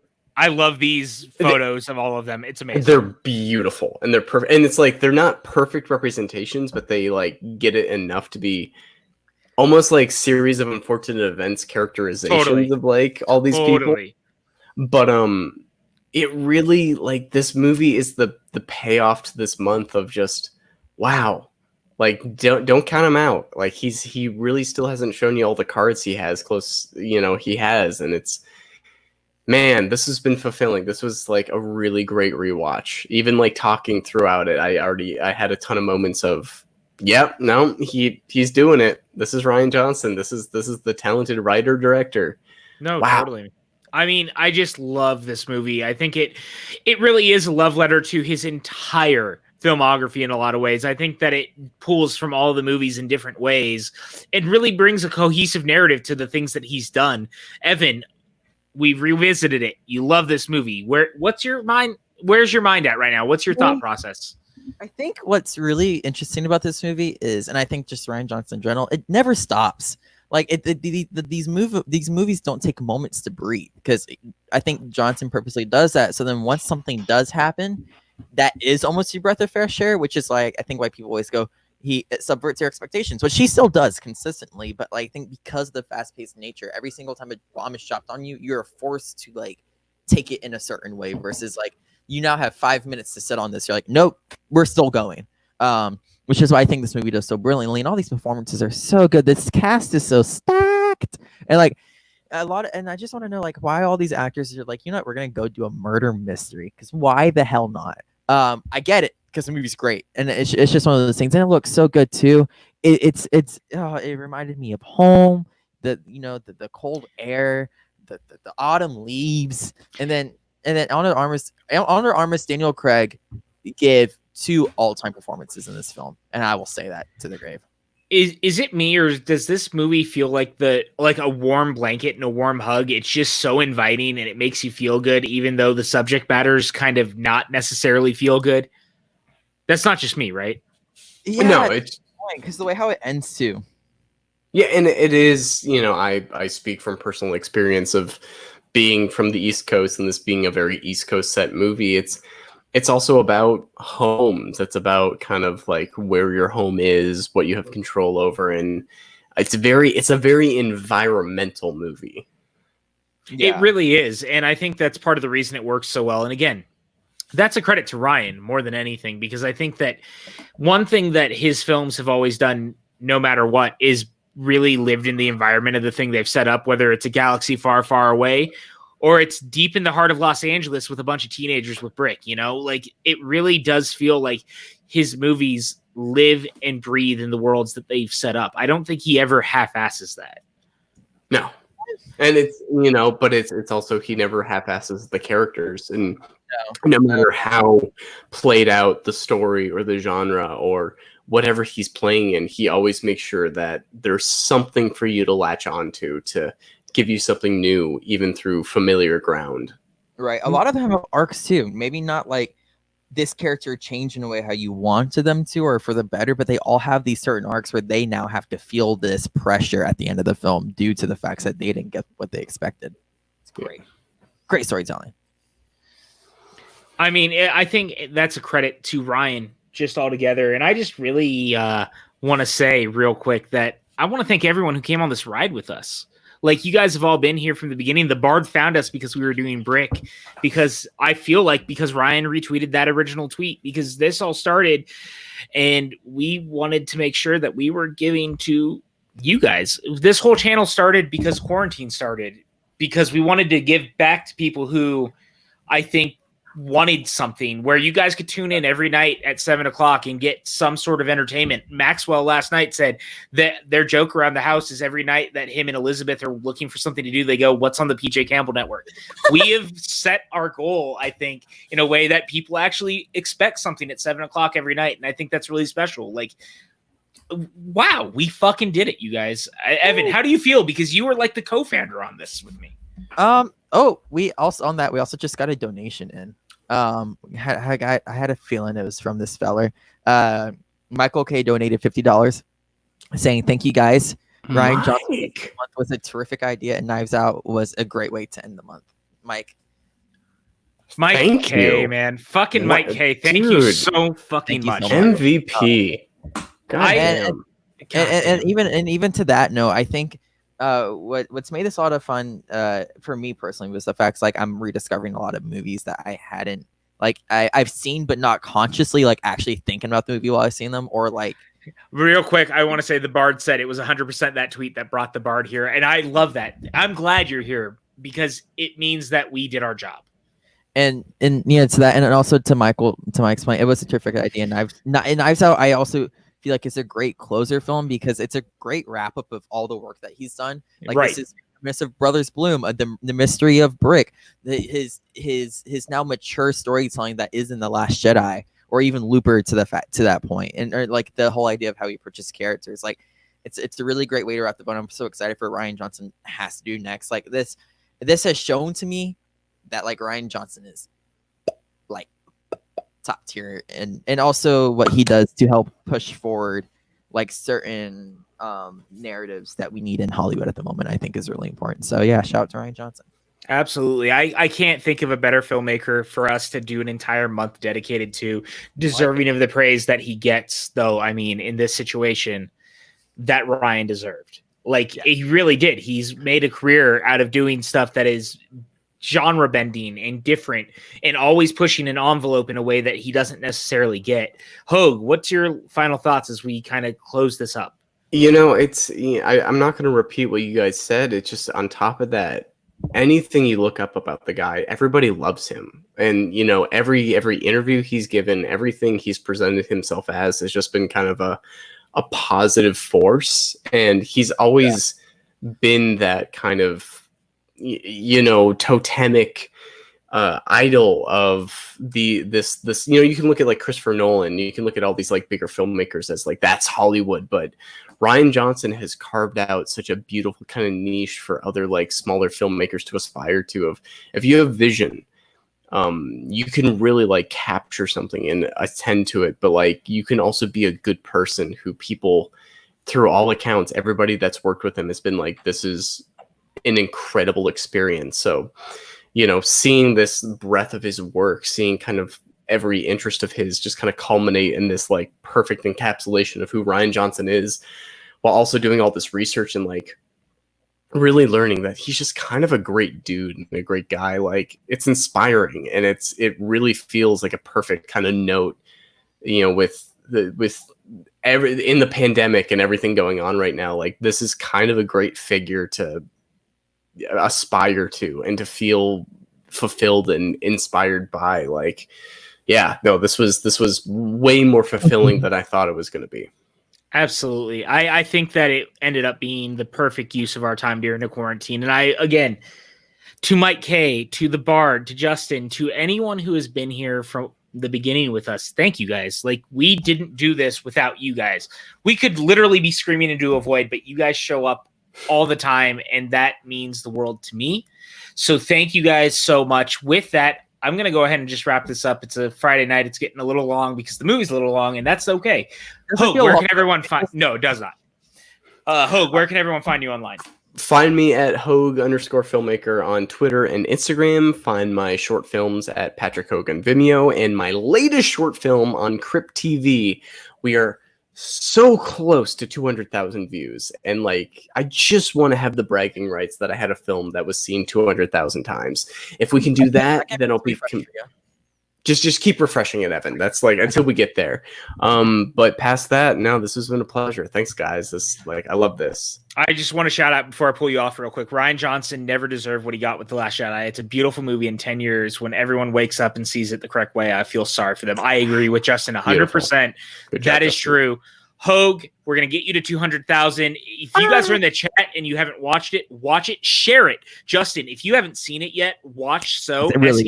It's really great. You love horror. Hogue knows horror. Watch that short. Share that short. I love all of you. Hogue, we'll see you on the next one. Love you guys. Real quick, Evan, take us through the week and let's get the fuck out of here. All right. So we talk about Phantom of the Paradise. That's great and all. But also, Hunchback of Notre Dame is happening June 3rd. Make sure you guys are there for that. It's Abby Friel, Adelaide Spence, myself, and Chris Clark all talking about Hunchback of Notre Dame. The Summerly soundtracks. Dream Girls is coming out June 10th. And then top 10 Disney songs of all time on the 17th. He is insane. We love a Chris Clark here. He just does things, and I'm like, you know what? Pop off, King. And then also the podcast feed is officially updated again. We fell behind. I'll be honest. We got behind. It happens. So we've had some interesting events happen in the past month or so. Just stuff happens, and PJ decided to start working again. Which freaking idiot who writes movie trivia questions? My God. Yeah, sorry, I ended up getting busy. I know. And then tomorrow, last but not least, make sure you guys check out Cards Against Humanity tomorrow. It's gonna be the nightmare in all the right ways. Outside of that, we got Iron Giant next week. We got Brad Bird month. Yep, Brad Bird month.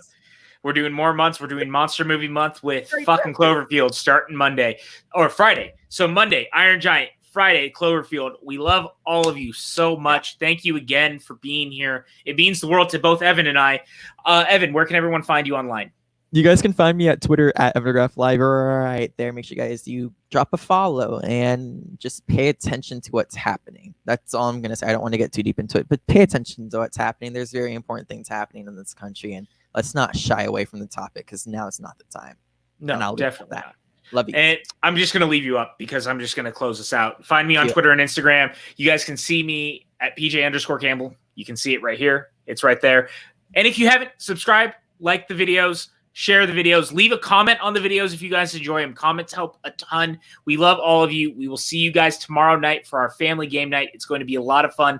Until then, have a great night, everyone.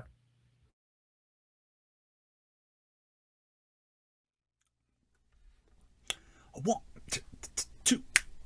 want to be so long. Farewell to you, my friend. Goodbye for now. Until we meet again. I said so long. Farewell to you, my friend. Goodbye for now. Until we meet again. Oh, it's been great to play and sing together in the box, and now it's time to say goodbye. Oh, so long. Farewell to you, my friend. Goodbye. Oh, for now. until we meet again. Goodbye for now, until we meet again.